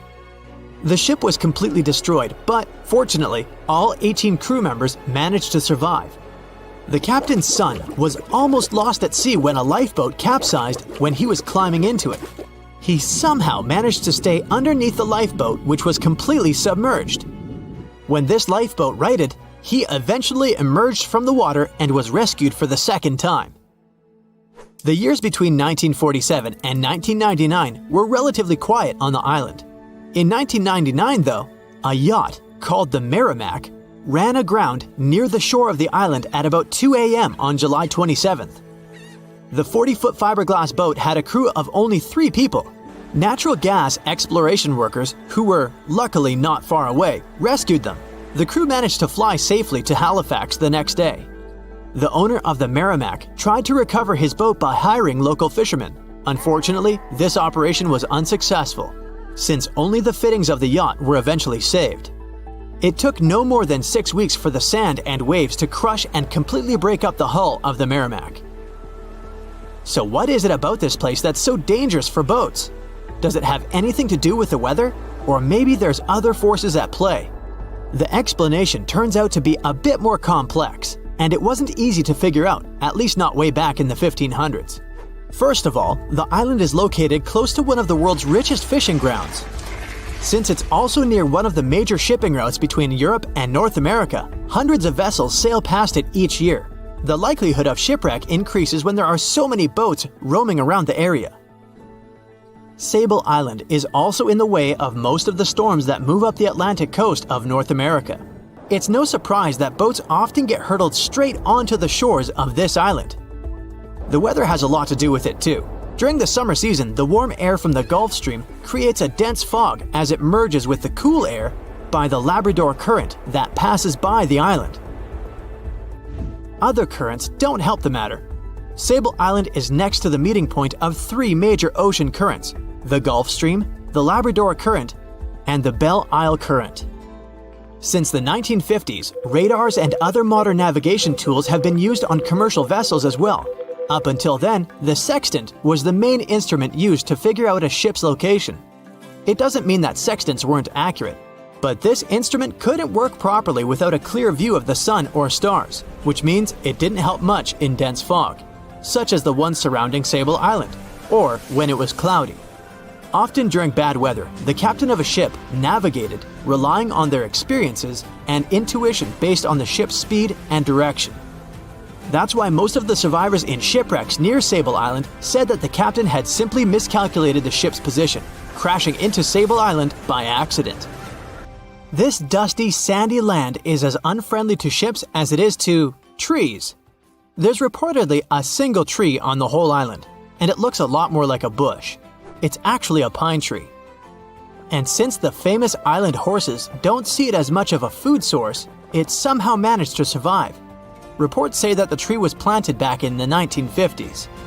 Local authorities were trying to grow a forest on the island to make it a bit more welcoming. They've planted tens of thousands of trees over the years, more than 69,000 evergreens, 600 fruit trees, and about 55 pounds of pine seeds, along with other plants which could survive the conditions on the island. But they were no match for the extreme weather and sandy soil. Out of all those plants, just one pine tree is still alive. Thanks to its resistance, it has even become a symbol of Sable Island. Interestingly, for around 40 years, the island also had just one inhabitant. Can you imagine that? One person living on a remote island for so many decades? It's the story of a woman called Zoe Lucas. She chose to surround herself with the only residents on the island: the horses, the gray seals, and the many species of birds. An esteemed naturalist, she mentioned in an interview she gave back in 2017 that she was used to living on the island and that she never got lonely. To survive here, she had to put together an essentials kit. It included a notebook to take notes and a pair of binoculars to study the wildlife. You can safely assume she wasn't scared of the intimidating surroundings, since she decided to eventually call this place home. At first, Zoe wanted to set up camp on one end of the island, near some abandoned buildings. But eventually, she settled in a wooden house near a bunch of sand dunes. A Canadian institution called the Meteorological Service of Canada put together the simple construction back in the 1940s. Parks Canada operates the building these days. Zoe's work included gathering as much data on the local horse population as possible. It could help scientists better understand how they managed to adapt to the unfriendly environment. She also helped gather the debris that made it to the shore to help track pollution levels. Among all the rubbish that she collected, there was a refrigerator and a crate full of fresh peppers. Some other specialists eventually started working rotating shifts on Sable Island to offer the brave woman a little bit of company now and then. In 1945, 5 TBF Avenger aircraft took flight for a routine training exercise around the Bermuda Triangle. In the middle of the exercise, the planes were struck by intense rain and heavy winds, despite the clear weather forecast. The pilots became extremely disoriented and radioed the base to report that their navigational equipment had stopped working. The last thing the base heard was, "When the first plane drops below 10 gallons, we'll all go down together," and then static. The 5 planes and their 14 crew members were never seen or heard from again. On his very first voyage to the New World in 1492, Christopher Columbus sailed through the Bermuda Triangle. Columbus reported that one night when he was on the deck of the ship, he noticed a giant light appear in the distance, unlike anything he had ever seen before. Columbus looked at his compass for direction, and it gave off erratic readings. You might have noticed that the Bermuda Triangle doesn't appear on any world map. This is because official institutions refuse to acknowledge that the area actually exists. A popular theory suggests that rogue waves are responsible for the many disappearances. Rogue waves are called extreme storm waves by scientists. They occur when different weather patterns take place at the same time and cause large, unexpected waves. Witnesses say that the waves look like giant walls of water. These waves could explain why ships go down fast and without leaving any trace. The Bermuda Triangle is home to some pretty intense and unexpected weather. Storms build up quickly and unexpectedly, then disappear soon after. If you blink, you might miss it. This could explain why few distress signals are issued. Pilots and sailors never saw the weather coming. No one knows exactly how many ships and planes have disappeared in the Bermuda Triangle. The rough estimate is 50 ships and 20 planes. Most of the time, the disappearances had no explanation and no wreckage has ever been left behind. Another bizarre theory trying to solve the Bermuda Triangle mystery comes from Charlie Berlitz. He insists that the area is home to the lost city of Atlantis. The missing ships and planes and malfunctioning equipment, according to him, were all caused by rays of energy let out by the special energy crystals that power Atlantis. While this sounds silly, Berlitz's theory was convincing enough that over 20 million people bought his book worldwide. In the year 1800, a large sailing vessel called the USS Pickering departed from the U.S. on its way to the West Indies. The ship sailed into the Bermuda Triangle along with its 90-man crew and was never heard from again. The USS Pickering was the first ever confirmed ship to vanish in the Bermuda Triangle. It's believed that the ship was taken out by a storm, but because no wreckage was ever found, we'll never know for sure. When the TBF Avenger planes went missing, a massive search operation was conducted. Boats and planes searched the Bermuda Triangle for any signs of the aircraft. One of the boats searching was a PBM-5 Mariner airboat. The airboat took flight at 7:27 p.m. and called in a routine radio message 3 minutes later. Then, it was never heard from again. No trace was ever found of the rescue airboat or the 5 Avenger aircraft. An enormous investigation was launched into the disappearance of all these vehicles, but nothing was ever discovered. This particular area of the ocean is one of the most heavily traveled shipping routes in the world. Some skeptics believe that this fact solves the mystery. Statistically, the busier the area, the higher the frequency of accidents and disappearances.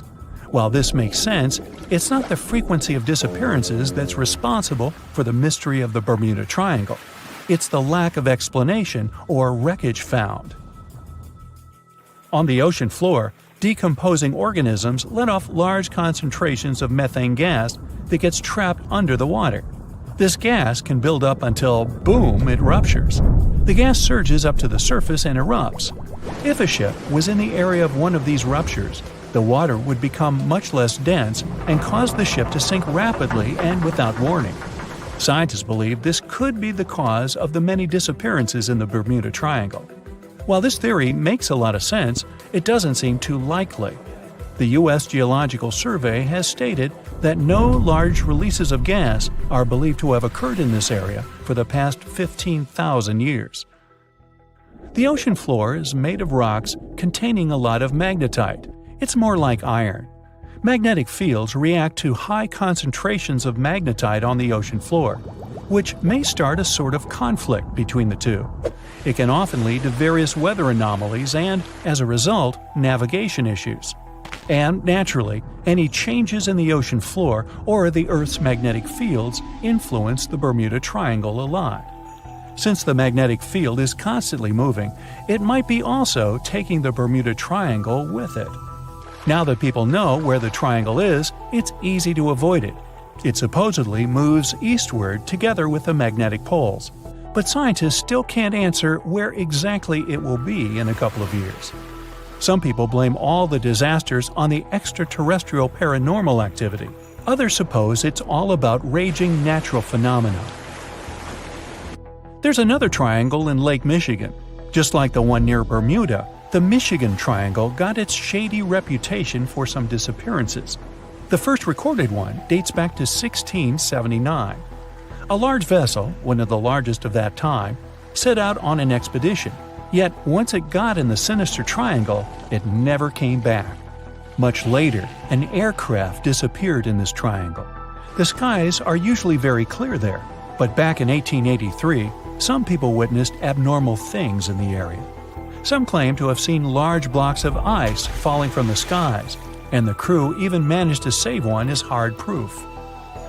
Meanwhile, the Pacific Ocean mystery area is another sinister triangle. Off the south coast of Japan, not far away from Tokyo, there's a sea where plenty of ships met their doom, disappearing without a trace in these waters. They call it the Devil's Triangle. Some scientists believe the cause of anomalies is the environmental changes.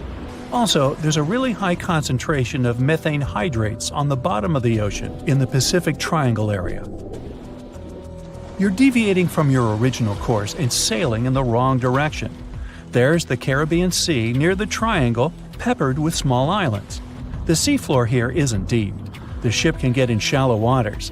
And now the ship is stuck on a shoal, and you have no idea where you are. If this were the 21st century, the ship's captain would be able to reach the shore using GPS and other modern navigation. But the most interesting thing is that the compass would work correctly this time, since the magnetic North Pole hasn't already coincided with the true one for a long time in the territory of the Bermuda Triangle. The agonic line is somewhere far away from here. There are no problems with navigation now, but for some reason, this is where ships disappear. In fact, not just here. Throughout the Atlantic Ocean, there are places where many more ships were gone. The Bermuda Triangle is not even in the top 10 of such places. One of the main reasons why many ships are lost here is that one of the most popular shipping routes in the Atlantic passes through the Bermuda Triangle. And the more ships in one place, the more shipwrecks. Simple probability. Then, it just starts getting weird. Other theories say that there's a space-time rift in this region. Ships and planes fall into this rift and end up in the past or the future. But for some reason, there's not a single proof of this myth. There's no reason to think that the rift is hidden somewhere here. The base of an extraterrestrial civilization is located in the Bermuda Triangle. Visitors from other galaxies steal sea vessels along with the crew, so no one finds the wreckage of the ships. This is also a popular myth that has no scientific justification. The Kraken lives somewhere in the triangle. It's a huge squid that sinks ships and also is a legend that sailors tell each other. However, gigantic squids live in the depths of the ocean. They can grow to the size of half a train car, but no cases have ever been recorded where they sunk a large vessel. And in the area of the Bermuda Triangle, they have never ever been seen. People in the past didn't know about the existence of these creatures, so when they saw them for the first time, they described them as huge, terrible monsters. Giant squids are some of the most elusive creatures on Earth, and scientists had to use sonar equipment to find them. They don't like to leave the dark depths and are likely to be afraid of the sound of any ship. So, that should squash the squid as a suspect. Thick fog is rising over the ocean as the sun is slowly sinking towards the horizon. It's hard to see further away than a few dozen feet, but that's enough to notice a hulking, skeletal shape in the distance. As your ship approaches the figure, your heart beats faster, and then you make out the details of another vessel, abandoned by the looks of it. Ghost ships do exist, and their mysteries aren't always solved. Take MV Hoita, for example. It was a wooden vessel built in 1931 as a luxury yacht. It had served well to various people over 20 years before it was bought by a Samoan sailor and became a merchant ship. In 1955, though, Hoita's service came to an abrupt and mysterious end. On October 3rd, it set sail for another trading voyage that should have taken no more than 48 hours. Delays happen in the sea, so when Hoita didn't arrive on October 5th as scheduled, there was little worry yet. But then it failed to come on the following day too.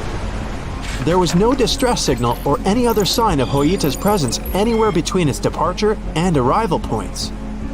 A search and rescue party was dispatched to find the ship, and for 6 days, they were scouting the area of nearly 100,000 square miles. On October 12th, the mission returned to the base empty-handed. Hoita vanished without a trace. It was only a month later that another merchant ship, Tuvalu, noticed the missing vessel far away from its route, drifting in the open sea and listing heavily. the sailors boarded the ship and found that all of its crew and passengers, 25 people total, were missing, along with all the cargo the vessel had been carrying. The radio was tuned to the International Distress Channel, meaning that the crew had been trying to ask for help, but they couldn't reach anyone because the radio cable had been damaged, limiting the range to 2 miles. The lifeboats were missing as well, indicating that people on board must have left the ship. Unfortunately, they seem to have taken the logbook with them, leaving the rescue team clueless as to what had happened. Even today, the mystery of MV Hoita hasn't been solved yet. No one knows where the crew and passengers had gone and what had caused them to leave. SV Carol A. Deering wasn't a ghost ship in the usual sense of the word. There are no sightings of it in the open sea. Instead, it was found on the shore, but the circumstances of it running aground are a puzzle shrouded in mystery. Carol A. Deering was built in 1919 in Maine, and it was a large vessel made for commercial voyages. Unfortunately, despite its large cost of construction, it had only served for a year before its last trip. July 19, 1920. The ship was traveling from Puerto Rico to Rio de Janeiro via Newport News to deliver a cargo of coal. It was almost halfway to the final destination when the captain fell seriously ill, and the crew turned back to drop him and his son off and replace the captain. The voyage went without incident, but when it came to Barbados in December to resupply, there were strange moods among the crew. The first mate didn't seem to be happy with the new captain. No one paid much attention to it back then, when they probably should have. The last sighting of Carol A. Deering at sea was on January 28, 1921, when a lightship noticed it off the coast of North Carolina. There was some commotion on the quarterdeck of the ship, where the crew were normally not allowed. Then, another vessel sighted it, but there was already no one on the decks. On January 31st, the merchant ship was found hard aground in the Diamond Shoals, a site notorious for numerous shipwrecks that had been occupying there for centuries. When the search and rescue party boarded the ship, they found it abandoned, the log and personal belongings of the crew gone, along with the 2 lifeboats. There is still no answer to what happened on board of Carol A. Deering that January, although the most popular version was mutiny. Maybe we'll never find out the truth though. SS Bechimo is perhaps one of the most notable ghost ships in history. This large cargo steamer was built in 1914 in Sweden and plodded its way dutifully over 16 years, trading provisions for pelts with native tribes of Alaska and Canada. But then, on October 1st, 1931, Bechimo got caught in pack ice. At first, it seemed the crew would be able to wait it out and continue on their route because the ship broke free in a couple of days. But in less than a week, it became caught again, this time for good. In another week, a rescue party was sent to fetch 22 of the Bechimo's crew, while another 15 remained behind to wait through the winter if necessary and get the ship back. But a month later, after a powerful blizzard struck their camp, the sailors went out of their shelters only to find the ship gone. Luckily, a few days later, a native hunter told them Bechimo hadn't been lost yet. He'd seen it about 45 miles from where they had been stationed. They managed to track it down, but decided the ship wouldn't survive the winter, so they took the most valuable cargo from its hold and abandoned it. They were wrong though. SS Bechimo did survive that winter, and many more that followed. When the ice broke, it sailed away on its own, drifting listlessly along the shores of Canada and Alaska. There were numerous sightings of the ghost ship, sometimes adrift in the open sea, and at other times stuck in the pack ice again. People attempted to board and salvage it, but weather conditions or lack of equipment always prevented them. SS Bechimo was last sighted by native Alaskans in 1969, 38 years after its abandonment. What became of it later remains unknown. The story of SS Orang Medan is one of the most puzzling and harrowing ghost ship stories of the 20th century. No one even knows for sure if the ship even existed in the first place. It wasn't recorded in Lloyd's Shipping, the International Register of Ships, which makes it either a tall tale or a vessel that avoided being officially recognized for some shady reasons. In any case, the accounts as to what happened to the Medan vary. According to most reports, it was carrying some unknown cargo in the Indonesian waters when a distress call was received by another ship in the vicinity. The officer on duty heard an SOS message, but its contents are different depending on the accounts. The message did not repeat, and the crew of Medan didn't answer to any attempts to contact it back. The ship that received the distress call hurried to the rescue, but they only reached the vessel the following day, when it was already drifting and slightly listing. When the rescuers boarded the ship, they found that none of the crew had survived. However, one lifeboat was missing, which implied that there was at least one crew member who managed to escape. What happened to the rest of the people on board remains a mystery to this day. Still, there are no hard facts about this story, so we might never find out whether SS Orang Medan was actually a ship and not a thing of fiction. SV Zabrina was a 3-mast sailing barge built in 1873 for river trade ships in South America. She served for well over 4 decades, proving to be a sturdy and reliable ship. It was later transferred to Europe, where it continued serving its purpose well. But then, in October 1917, Zabrina set sail on a regular voyage only to be found ashore several days later.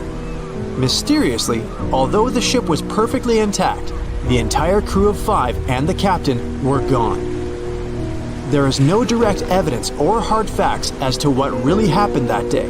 The most convincing theory is that the crew were washed away from the deck because of an underwater explosion.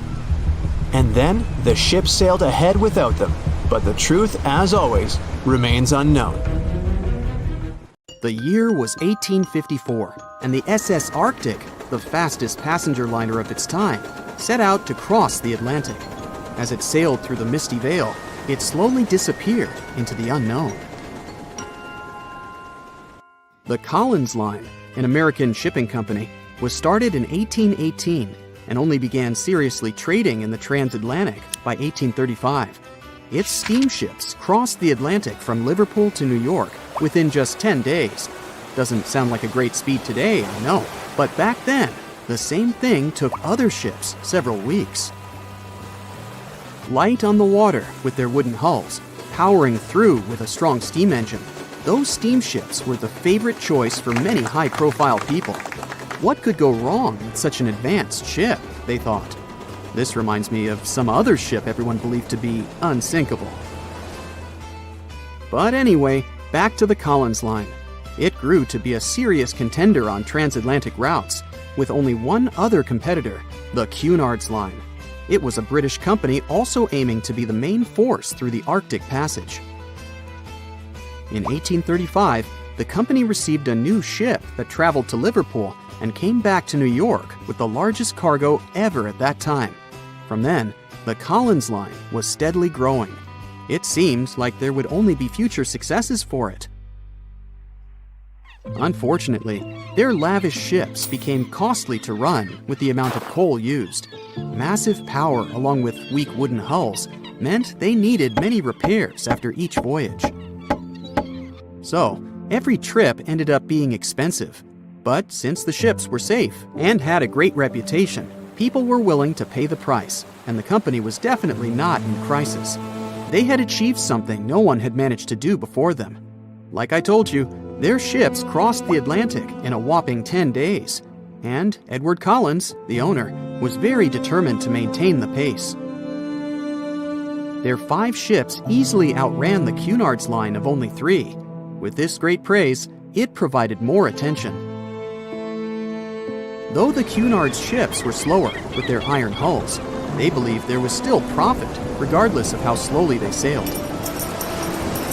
Among Collins' ships, the Arctic, the third of them to be launched, was the largest, reaching 284 feet long, with 2 side-lever steam engines, each with 1,000 horsepower. The paddle wheels made 16 revolutions a minute when at full speed. At the time of its launch, the press called it the most stupendous vessel ever constructed in the United States. But glamour and fame couldn't avoid what would come next. On the 27th of September, the Arctic was on its journey from Liverpool to New York. continuing a speed pace through the thick fog. It's possible that by that moment, after 4 years of record-breaking trips, the crew became overconfident with their sailing and the ship. Going only 50 miles from Newfoundland, they carelessly continued through the fog with no radio contact, sonar, or any other form of identifying objects, equipped only with Morse code. A smaller ship, the SS Vesta, which operated as a fishing vessel, often worked around Newfoundland. It was passing through the same path as the Arctic and crashed into its side. Shocked by the collision, the captain of the Arctic offered help to the much smaller Vesta, but it was soon clear that the damage that seemed minor on the Arctic was far worse. Beneath the waterline, a hole was letting water into the hull. The cost of the much faster wooden hull now seemed less valuable. They steered toward land, trying to plug the holes, but they weren't doing so well, and the seawater continued to pour in, filling up higher and pushing the ship down. And finally, once the engine room was full, it put out the boilers, taking away the massive power the Arctic was once legendary for. They moved slowly until coming to a complete stop. The ship continued to sink, and the order was to abandon it. At the time, maritime law allowed for the Arctic to carry only 6 lifeboats, only capable of saving 180 people. The crew and some of the passengers managed to push their way aboard and took most of the seats on those boats. Things were pretty wild, and everyone forgot about their manners, not letting the ladies and the youngest ones board first. It took 4 hours for the Arctic to sink. 150 crew and 250 passengers were on board. Those that weren't able to find a lifeboat made a desperate attempt to build their own rafts from parts of the ship. 2 days later, only 3 boats made it safely to the shore. The other 3 were never found. Believe it or not, the rescue party also saved some people that had been clinging to the wreckage for 2 days. Unlike the crew, the captain went down with the Arctic, but amazingly survived. He would be only one of 85 people that made it, out of the 400 on board. When the news arrived 2 weeks later, the public responded with great sadness to the losses. Great anger soon followed towards the poor safety measures in the crew. The press published demands to change the laws for more lifeboats. It only made sense to have enough for every person on board a ship. But they ignored those requests. This neglect would lead to more disasters in the future. Enough lifeboats would only come into maritime law some 60 years later, after the disaster of the Titanic. Edward Cullen's wife and 2 children were also aboard the ship and didn't return. He was heartbroken, but didn't stop running his business. The Collins line still had a reputation to uphold, the biggest, fastest, and most luxurious on the Atlantic. Edward Collins would now build an even better ship than any other. It was named the Adriatic, and it was the largest ship in the world, 354 feet long. With 2 alternating steam engines that had never been built of this size. These steam engines at the time were at the height of engineering, though today you can only see them in models and toys. With the new addition of 2 masts, the Adriatic would also be able to sail if needed. Luckily, they made some lessons from the disaster of the Arctic. But before their new ship, the Adriatic, was built, another disaster had occurred. The sister ship of the Arctic had also sunk. They believe this second ship was desperate to stay in front of the Cunard's line and hit an iceberg somewhere during the race. This weird contest took the lives of 141 people. The desperation of Collins and his weakly built hulls pushed the company towards bankruptcy in 1858. The newly built Adriatic, costing over $1 million, had only made 1 voyage in the end. And even that voyage was considered a disaster. The ship collided with a tugboat. It still managed to finish its maiden voyage at a suitable time. After the company had gone bankrupt, they had to sell the ship for only $50,000. They removed the great giant engines, replacing them with only sails. Although it was once the greatest ship on the high seas, it was only 30 years later until it was abandoned, labeled irreparable, and anchored in a river. The other remaining ships were also sold and only used for parts. Edward Collins left the industry altogether, seeking work on dry land instead. As the Collins line was no longer in the mix, the Cunards would grow in strength. Without competition, they would win the Blue Riband for the next 30 years, and 180 years later, after producing hundreds of ships. They still have a constant presence on the seas as they provide transatlantic crossings, world voyages, and leisure cruises. To this day, the Cunard line is the only one to run ships between Europe and America, and it's great proof that it's not always the fastest that's the best. They say nothing is ever lost, and it's true. Let's discover ships frozen in time. The first one is truly fascinating. Here, the Antikythera shipwreck. It's a Greek trading ship from the 1st century BCE. It's located on the east side of the Greek island of Antikythera and at the merging point of the Aegean and Mediterranean seas. Around 2,000 years later, in 1900, a group of Greek sponge divers discovered the wreck. They were going to Tunisia, yet they were forced to find shelter from a storm on a nearby island. Since they couldn't go anywhere due to the storm, they decided to look for sponges until the weather got calmer. One of the divers discovered the shipwreck at depths of around 130 feet. Imagine someone going for a sponge hunt, but getting out to the surface with archaeological treasures. The captain of the sponge boat talked to the Greek officials about what they had found. The officials sent 2 ships to the wreckage. The salvage operation was successful, and discoveries are now in Greece's National Archaeological Museum in Athens. The findings included 3 life-sized marble horses, jewelry, coins, and hundreds of works of art, including a 7-foot-tall Colossus statue of Hercules. Among these treasures, Antikythera ephebe, a bronze statue of a young man, caught more attention.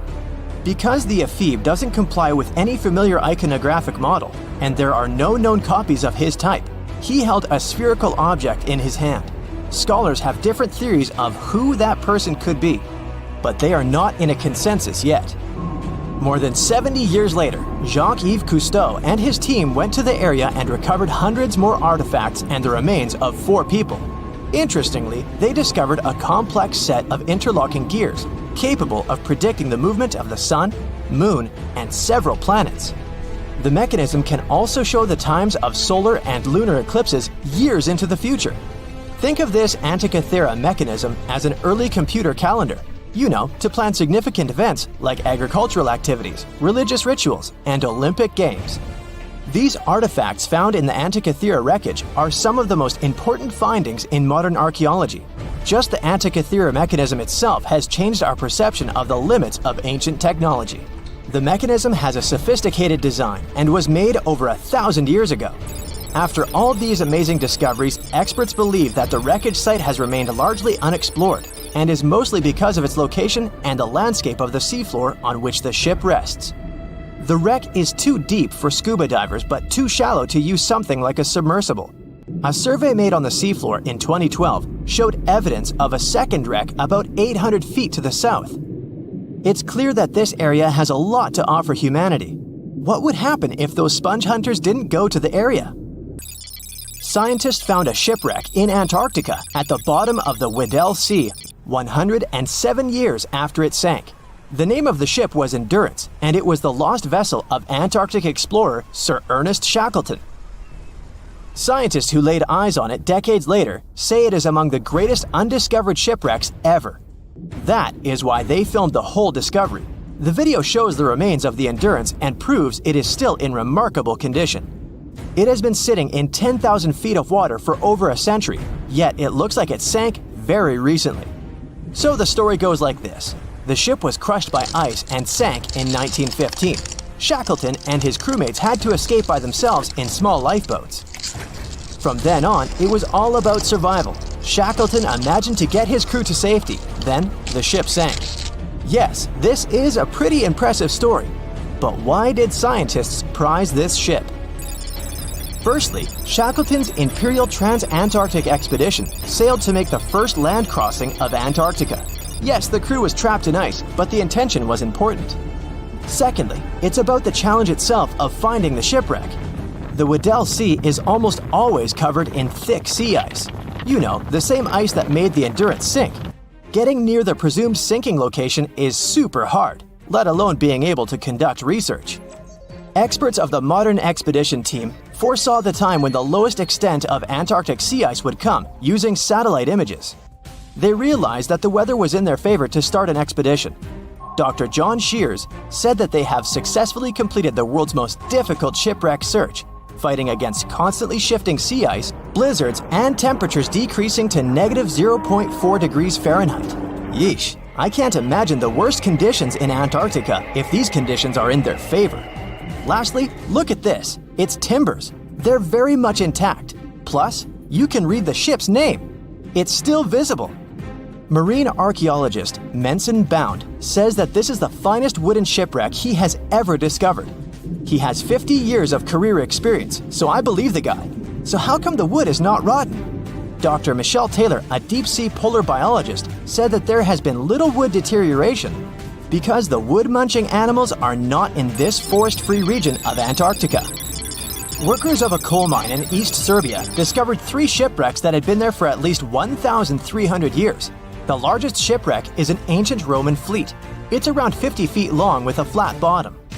It's estimated that the ship could carry a crew of 30 to 35 people. Looking at its hull, you can see the marks of repairs. Wow, this one had a lengthy career. You know, it gives us insight into more than 1,000 years ago. The 2 smaller vessels, on the other hand, match descriptions of boats used by Slavic groups to attack the Roman frontier. These 2 have been discovered under mud and clay in an ancient riverbed. Apparently, in those times, there was a Roman base in a place called Viminacium City. Interestingly, Viminacium was a provincial capital with an estimated 40,000 inhabitants in the 4th century CE. For comparison, it was even larger than Pompeii. The Kostelach coal mine is a center of hidden gems. Archaeologists had found evidence of ancient human and animal activity here before. For instance, in 2012, experts found bones of at least 5 woolly mammoths, which went extinct about 10,000 years ago. Canadian archaeologists found a ship 150 years after it went missing in the Canadian Arctic waters. This merchant ship is called HMS Investigator. It was purchased in 1848 to search for the explorer Sir John Franklin's ship that got lost in the Northwest Passage expedition. So, HMS Investigator left Britain in 1850 for this rescue operation. The expedition crew, captained by Robert McClure, sailed the Investigator into the water. He realized that he was in the final leg of the Northwest Passage, the sea route across North America. But before he could sail into the Beaufort Sea, the 122-ton ship itself got stuck in the thick ice. The crew spent the winter over the Prince of Wales Strait. The following summer, McClure tried again to sail to the end of the passage, but the ice blocked his way once more.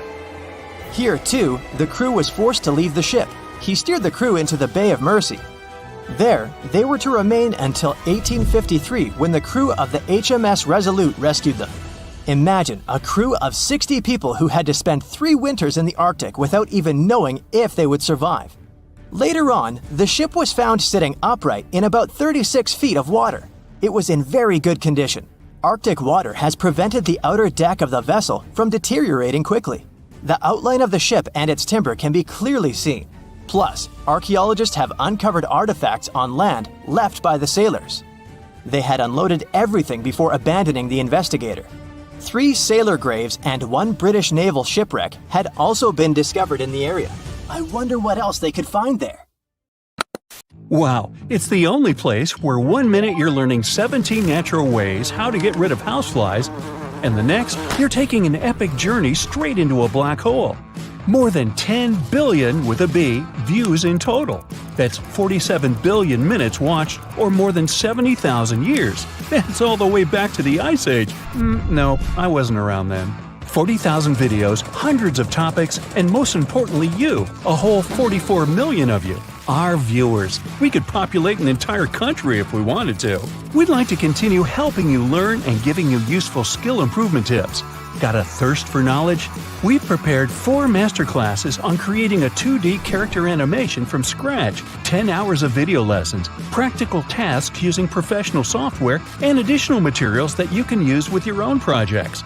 Get the full course now and create your own animated masterpiece.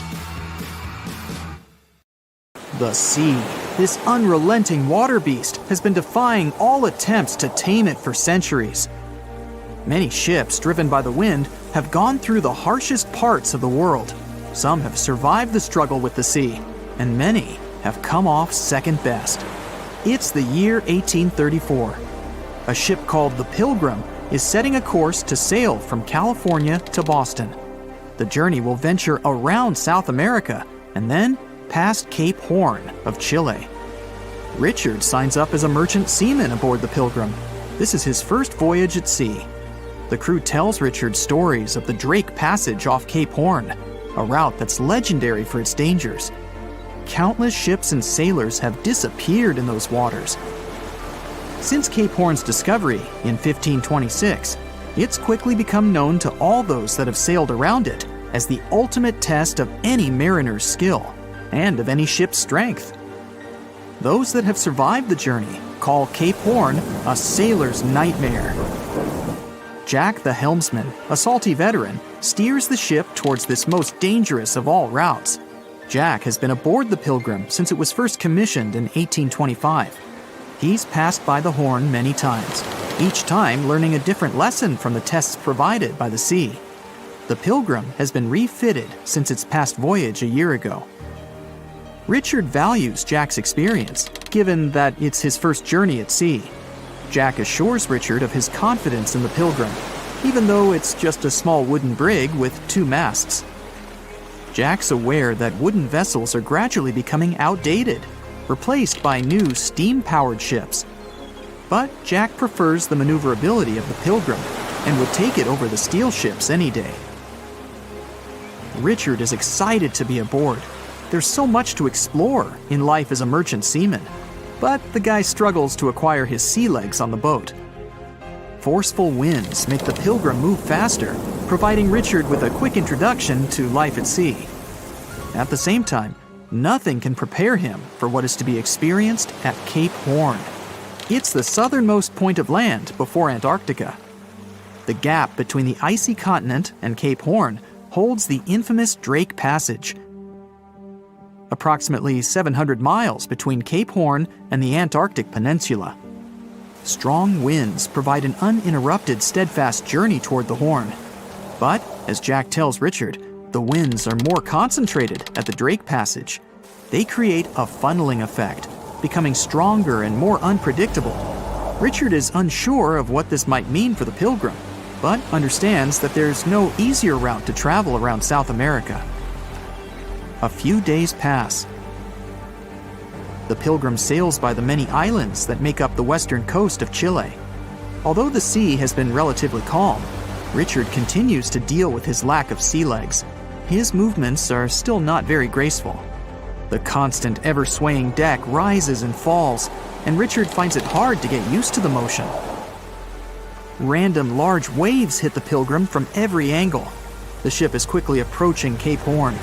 Richard looks towards great thunderous black clouds in the distance. "Welcome to the Horn," Jack says, half laughing.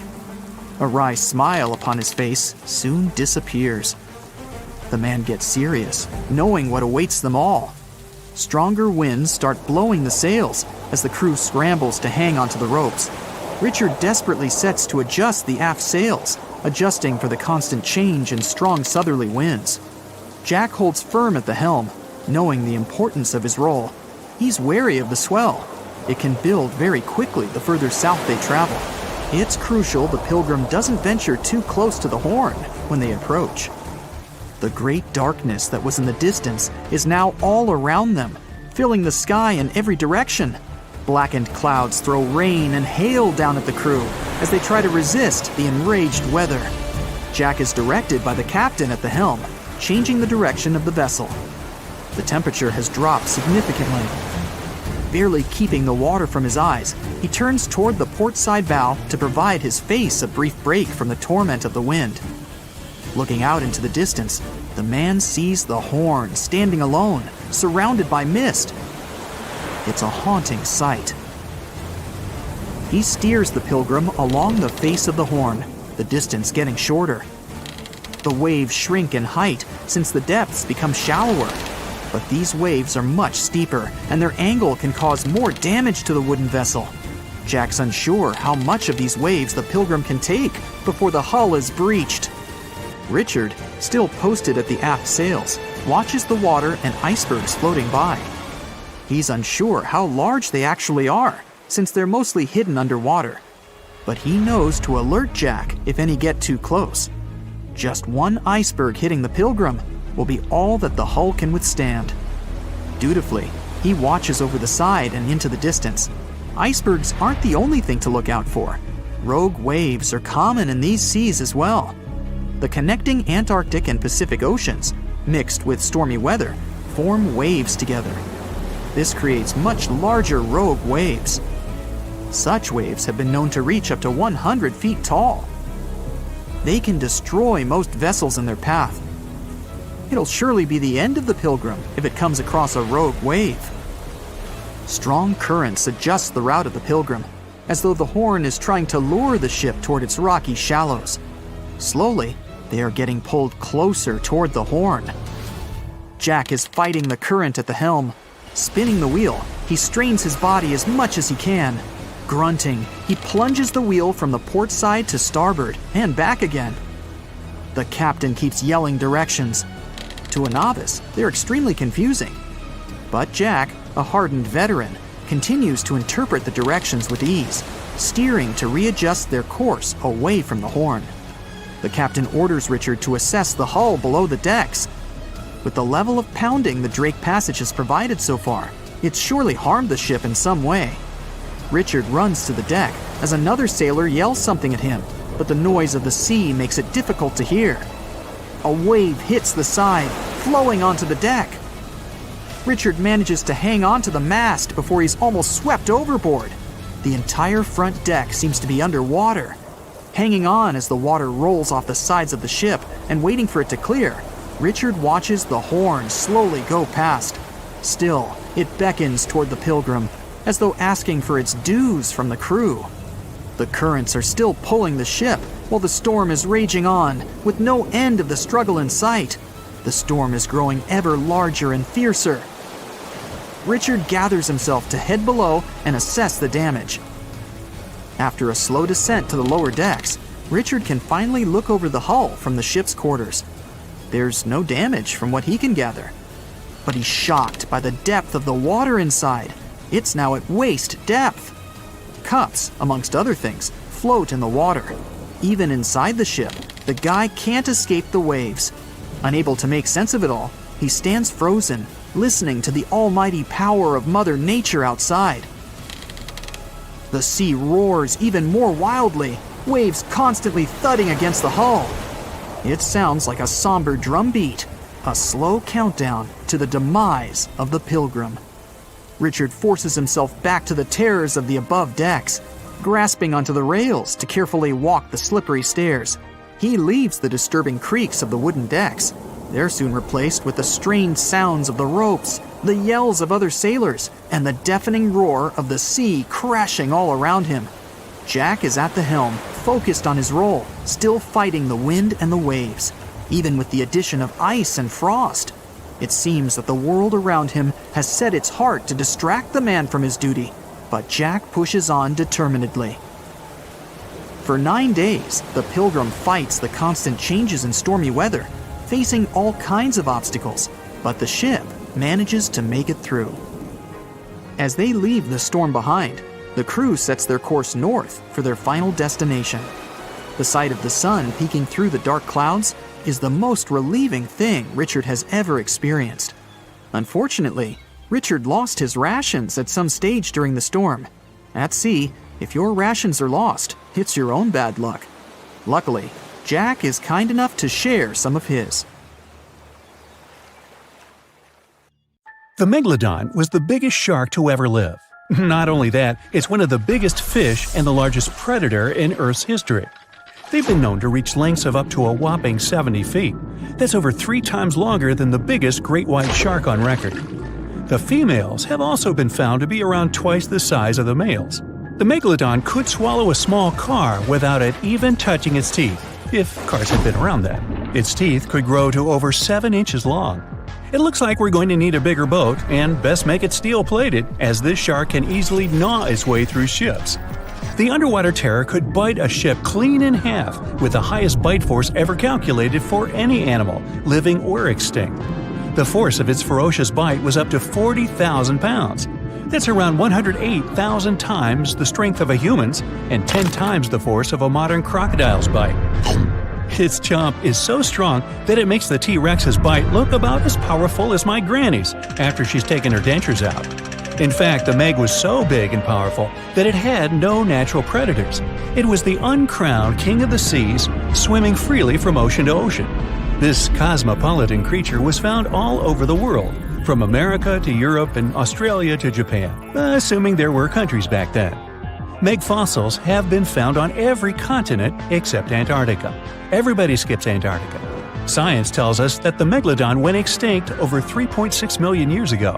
But could they still be alive at the deepest depths of the ocean? Only around 80% of the ocean has been explored, and its deepest point, the Mariana Trench, is over 7 miles down. So who knows what's lurking at the bottom? If you did manage to make it down, it is unlikely that you'll run into a Meg, though. The sharks, like us, preferred warmer coastal waters. Deep ocean living would be too cold for the beasts, and food would be scarce. Their entire bodies would also have to evolve to avoid being squished by the enormous water pressure down there. It's unlikely they're still around, but not impossible. Some good news, if you do run into one, is that the shark is pretty unlikely to eat you. You are way too small a meal for the megalodon, even if you have a couple of friends with you. This guy eats whales that are over 50 feet long. If you're having a beach party, though, it's a different story. In a beach full of swimmers, the shark very well might creep up, scooping several humans into its giant mouth without even chewing. But wait, let's rewind. How does the shark take down a 50-foot whale? It first bites off its fins, making the whale unable to swim away. It then casually munches it down piece by piece. Because of their size, sharks had to consume over a ton of food every single day just to sustain themselves, like me. All that food made the megalodon extremely heavy. They range from anywhere between 50 to over 100 tons. For context, that's around the same as 7 to 16 adult male African elephants. To fit all this food in, their jaws had to open pretty wide. A megalodon's jaw could span 9 by 11 feet wide. That's easily big enough to swallow 2 adult humans side by side.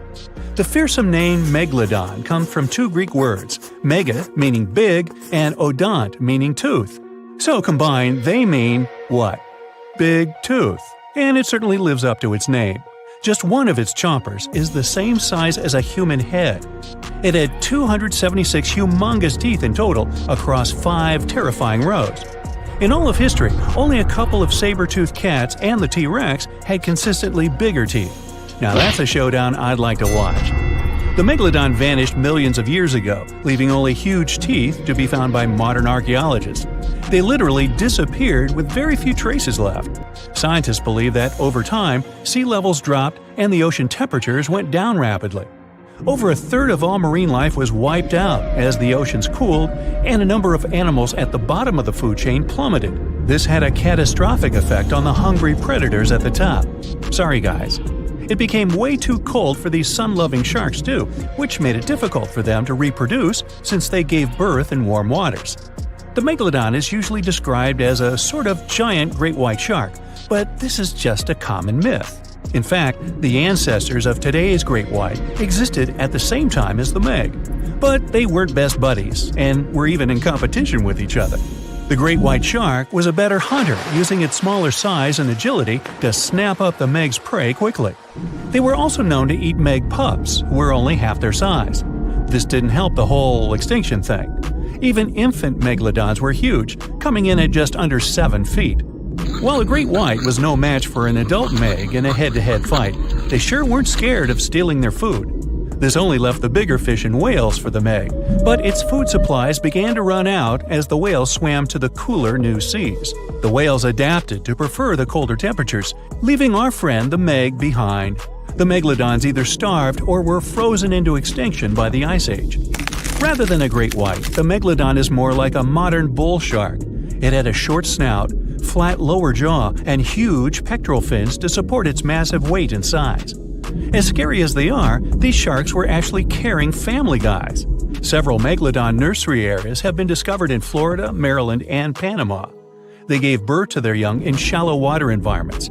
We know this from discovering loads of tiny megalodon teeth found in these areas. Gee, I wonder if they had nannies too. But how come there are so many megalodon teeth out there for us to analyze? Well, due to their messy, aggressive eating habits, sharks regularly lose their teeth. They lose a set of teeth every 1 to 2 weeks. That's 40,000 teeth in a lifetime. They must rake in a fortune from the tooth fairy. Because of this, their teeth were continuously raining down to the ocean floor. Luckily for us, they're also the hardest part of a shark skeleton, which is why so many teeth have survived and become fossilized. It's fair to say that the first discoveries of the meg's teeth confused people. Early discoverers thought the meg's teeth were petrified tongues of ancient serpent creatures. They even used to call them tongue stones. It's also a common myth that the megalodon was around at the same time as the dinosaurs, although this would have been pretty cool. The dinosaurs were wiped out around 66 million years ago, but the megalodons came much later. The oldest meg fossil is only around 23 million years old, but it's tricky to pinpoint the exact date. After all, calendars weren't invented yet. They became extinct way before humans even evolved. The earliest Homo sapiens, which is a fancy name for the first humans, emerged about 2.5 million years ago. But what if the megalodon shark didn't go extinct? Whale populations have dropped drastically since these guys were last around, so there'd be way fewer whales for them to chomp down on. Whales have also gotten a lot smarter and learned new defensive moves, making them way harder to take down. It's estimated that they ate around 12 tons of food each day. If they were still around and eating that much, they'd be forced to eat smaller fish, and there'd be barely enough big fish for us humans to survive on. The naughty megalodons would also be able to track fishing boats and steal the fish that they worked hard to collect. It's safe to say we'd see a lot less fish in the aisles of your neighborhood supermarket. As our ocean temperatures are heating up again, the sharks would also thrive and reproduce faster than ever. There'd be more and more of these giant eating machines in the water, reducing our fish supply even more. It would also cause massive problems for cargo ships and cruising vessels. Imagine coming into contact with one of these bad boys while you're sunbathing on the deck. Even beachgoers would be hard hit. Megalodons give birth in shallow waters, so many of our favorite beaches would quickly become dangerous shark nursing grounds. Hey, where did that beach volleyball game go? They were playing just a moment ago. Giant container ships are responsible for much of the global trade. Thanks to them, you receive your orders from overseas, sooner or later. But they do have a problem just like any mechanical vessel. They tend to break down. That's where these little bad boys come in. Tugboats are meant to help any stranded vessel that either lost power or sustained any technical or physical damage. Besides being salvage vessels, tugboats also help guide ships when they dock. Since these ships are massive, underline, they require little tugboats to survey the surroundings and help them navigate to dock properly. They also serve as firefighting boats in case a fire breaks loose in the ship. Many of these cargo ships already have a system to stop fires, but tugboats provide extra help in case the fire gets out of control. Many cargo ships pass through below-zero regions like the Arctic and face plenty of obstacles, or icicles. Tugboats to the rescue again. They can make the first move by breaking the ice so that the vehicle can pass through without damaging itself or delaying its course. They also help large ships move through narrow areas. On March 23, 2021, the Ever Given, one of the largest container ships in the world, got stuck in the Suez Canal for 6 days. It froze global shipping of almost $10 billion of trade in a day. The Suez Canal is one of the most important routes for trading, but happens to be quite narrow for its purpose. To put that into perspective, It's like the Empire State Building getting lodged in the middle of a busy freeway. So, if you were wondering why your delivery was late during that month, it's probably because of that incident. The bottom of the ship nearly touched the floor of the canal. In the early morning of March 23rd, the weather was acting up. It was getting worse and worse, with the wind picking up to around 45 miles per hour. Those were some terrible weather conditions for navigation.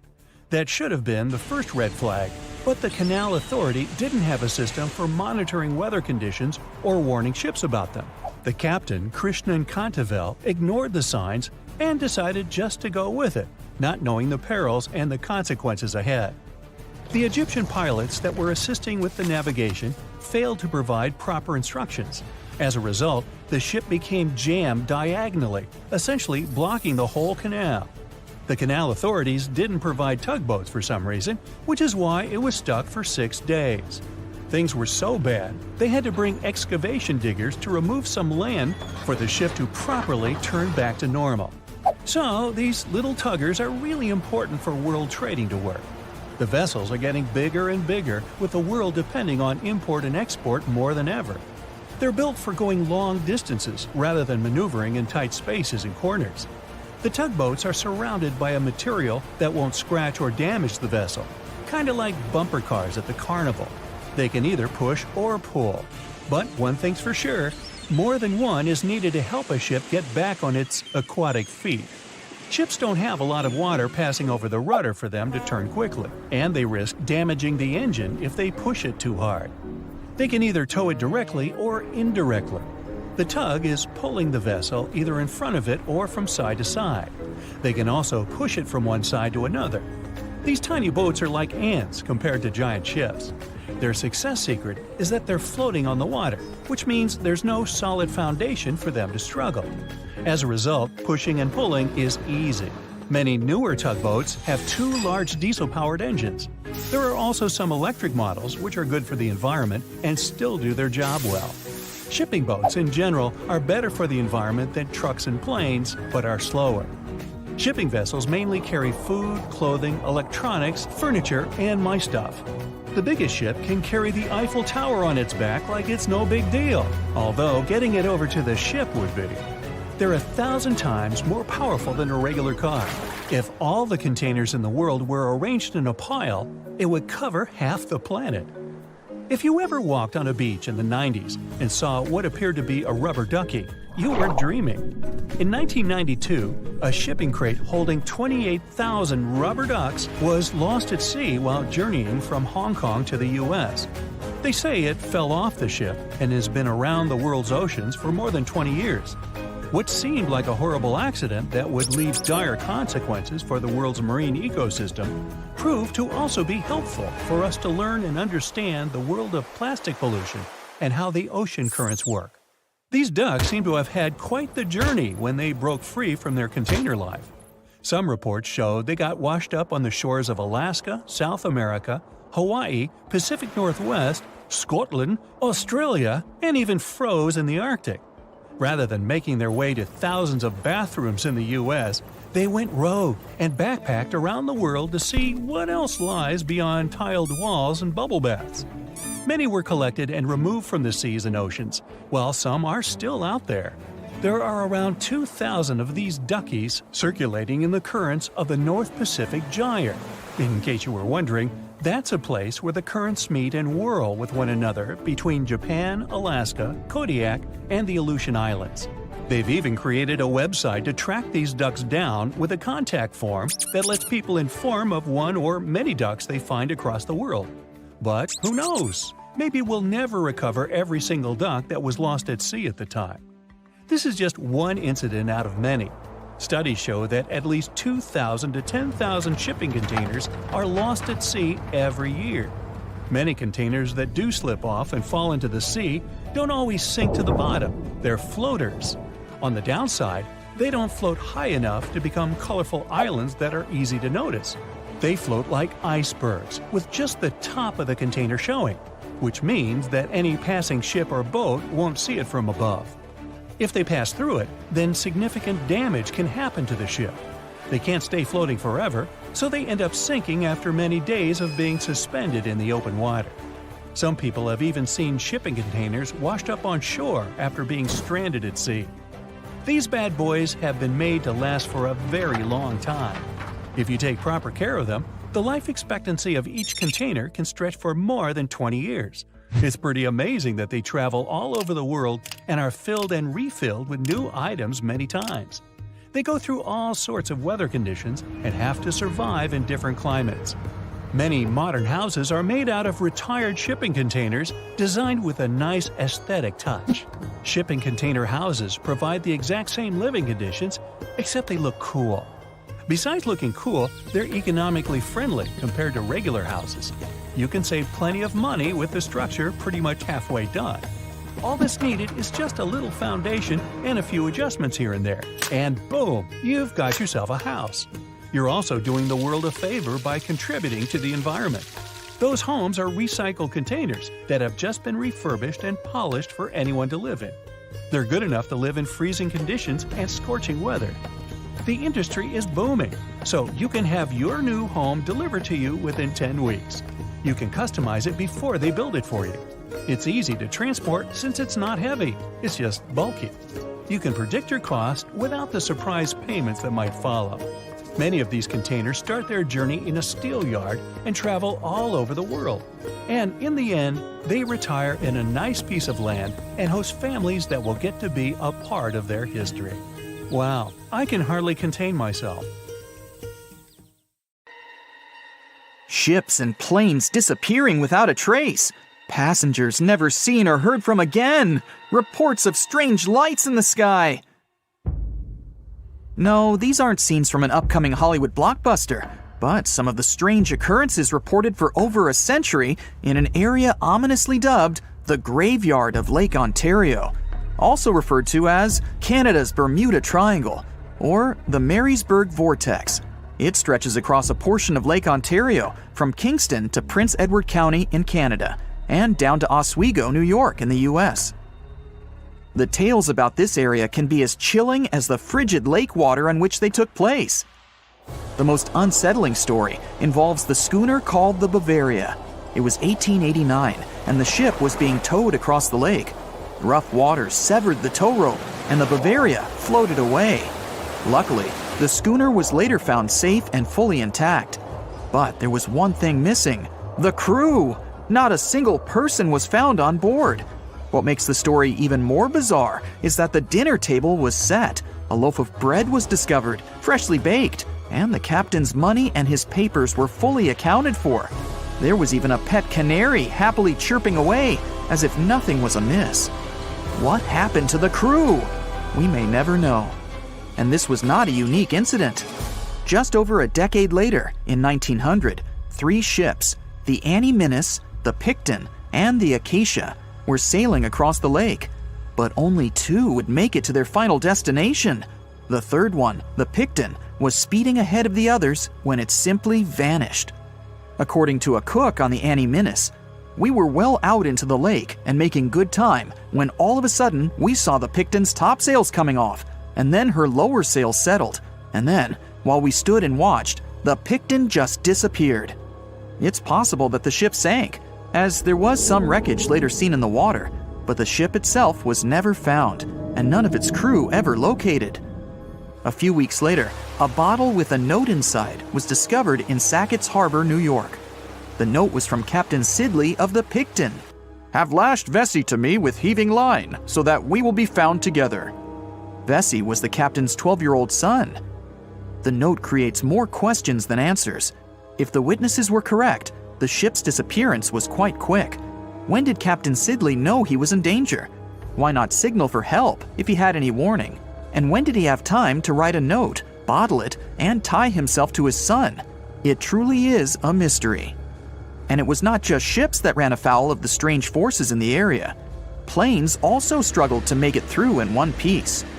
In 1975, Ron Scott flew out from the Picton Airport in his Cessna 172.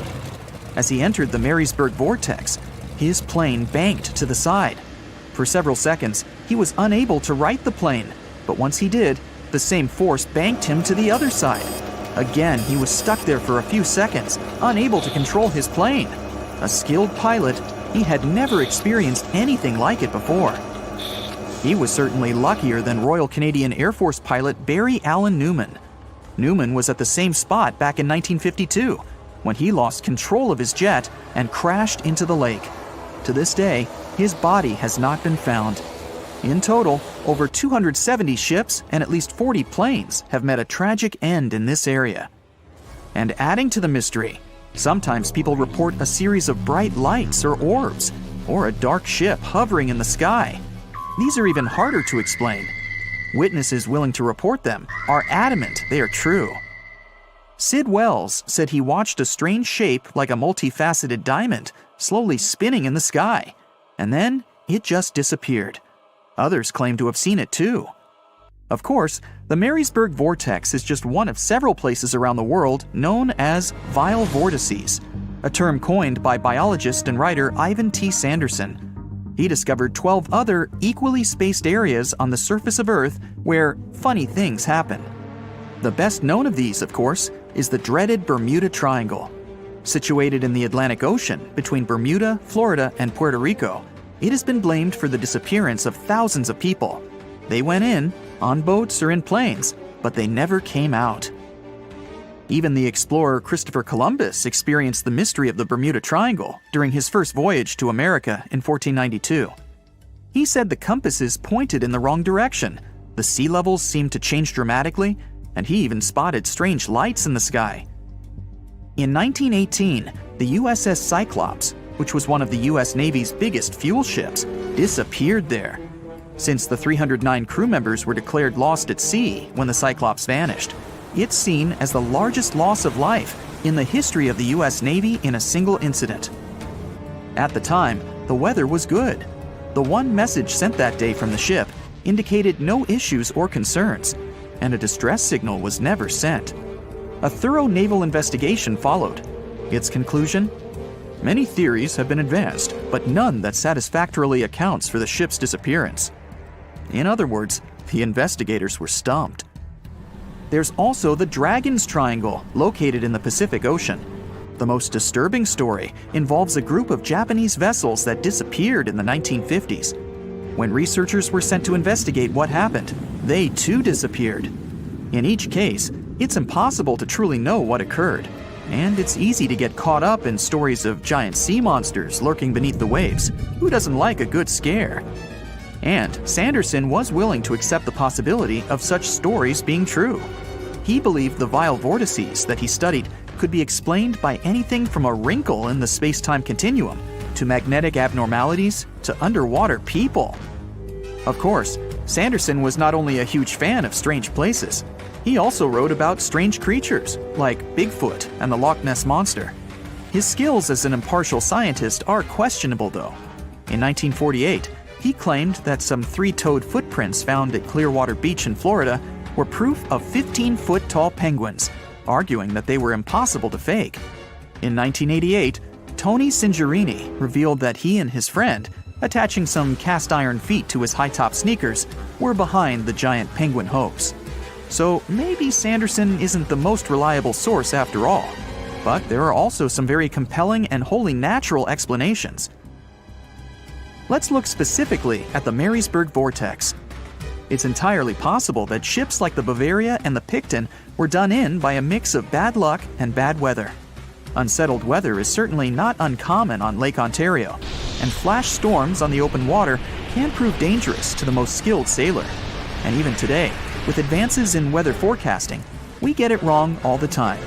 Back then, there was no way to predict that a storm was just around the corner. And the weather was just one issue. Historian Mark Seguin said that the area was always known to be dangerous, as the lake bed quickly becomes shallow along the eastern shore. There are also small rocky islands and shoals scattered throughout the area, making sailing a risky venture, especially for larger vessels or those weighed down by heavy cargo. By the mid-20th century, modern weather forecasting and improved shipbuilding alleviated most of the hazards of the Great Lakes shipping, resulting in fewer losses. The last major shipwreck in any of the Great Lakes was that of the SS Edmund Fitzgerald, which sank off the coast of Lake Superior in 1975, with 29 crew members going down with it. It seems the vortex is no match for human progress. And as for lights or images in the sky, in most cases, it's the result of an interesting phenomenon called thermal or temperature inversion. When this happens, a layer of warm air becomes trapped under cold air. This can result in mirages or reflections. So, a light on the ground that is miles away can be reflected in the sky, giving the impression of a flying object. Other parts of the mystery may be solved with a little time. Lake Ontario's freshwater and frigid temperatures help preserve the ships and planes that came to rest there. As divers and researchers continue to explore the area,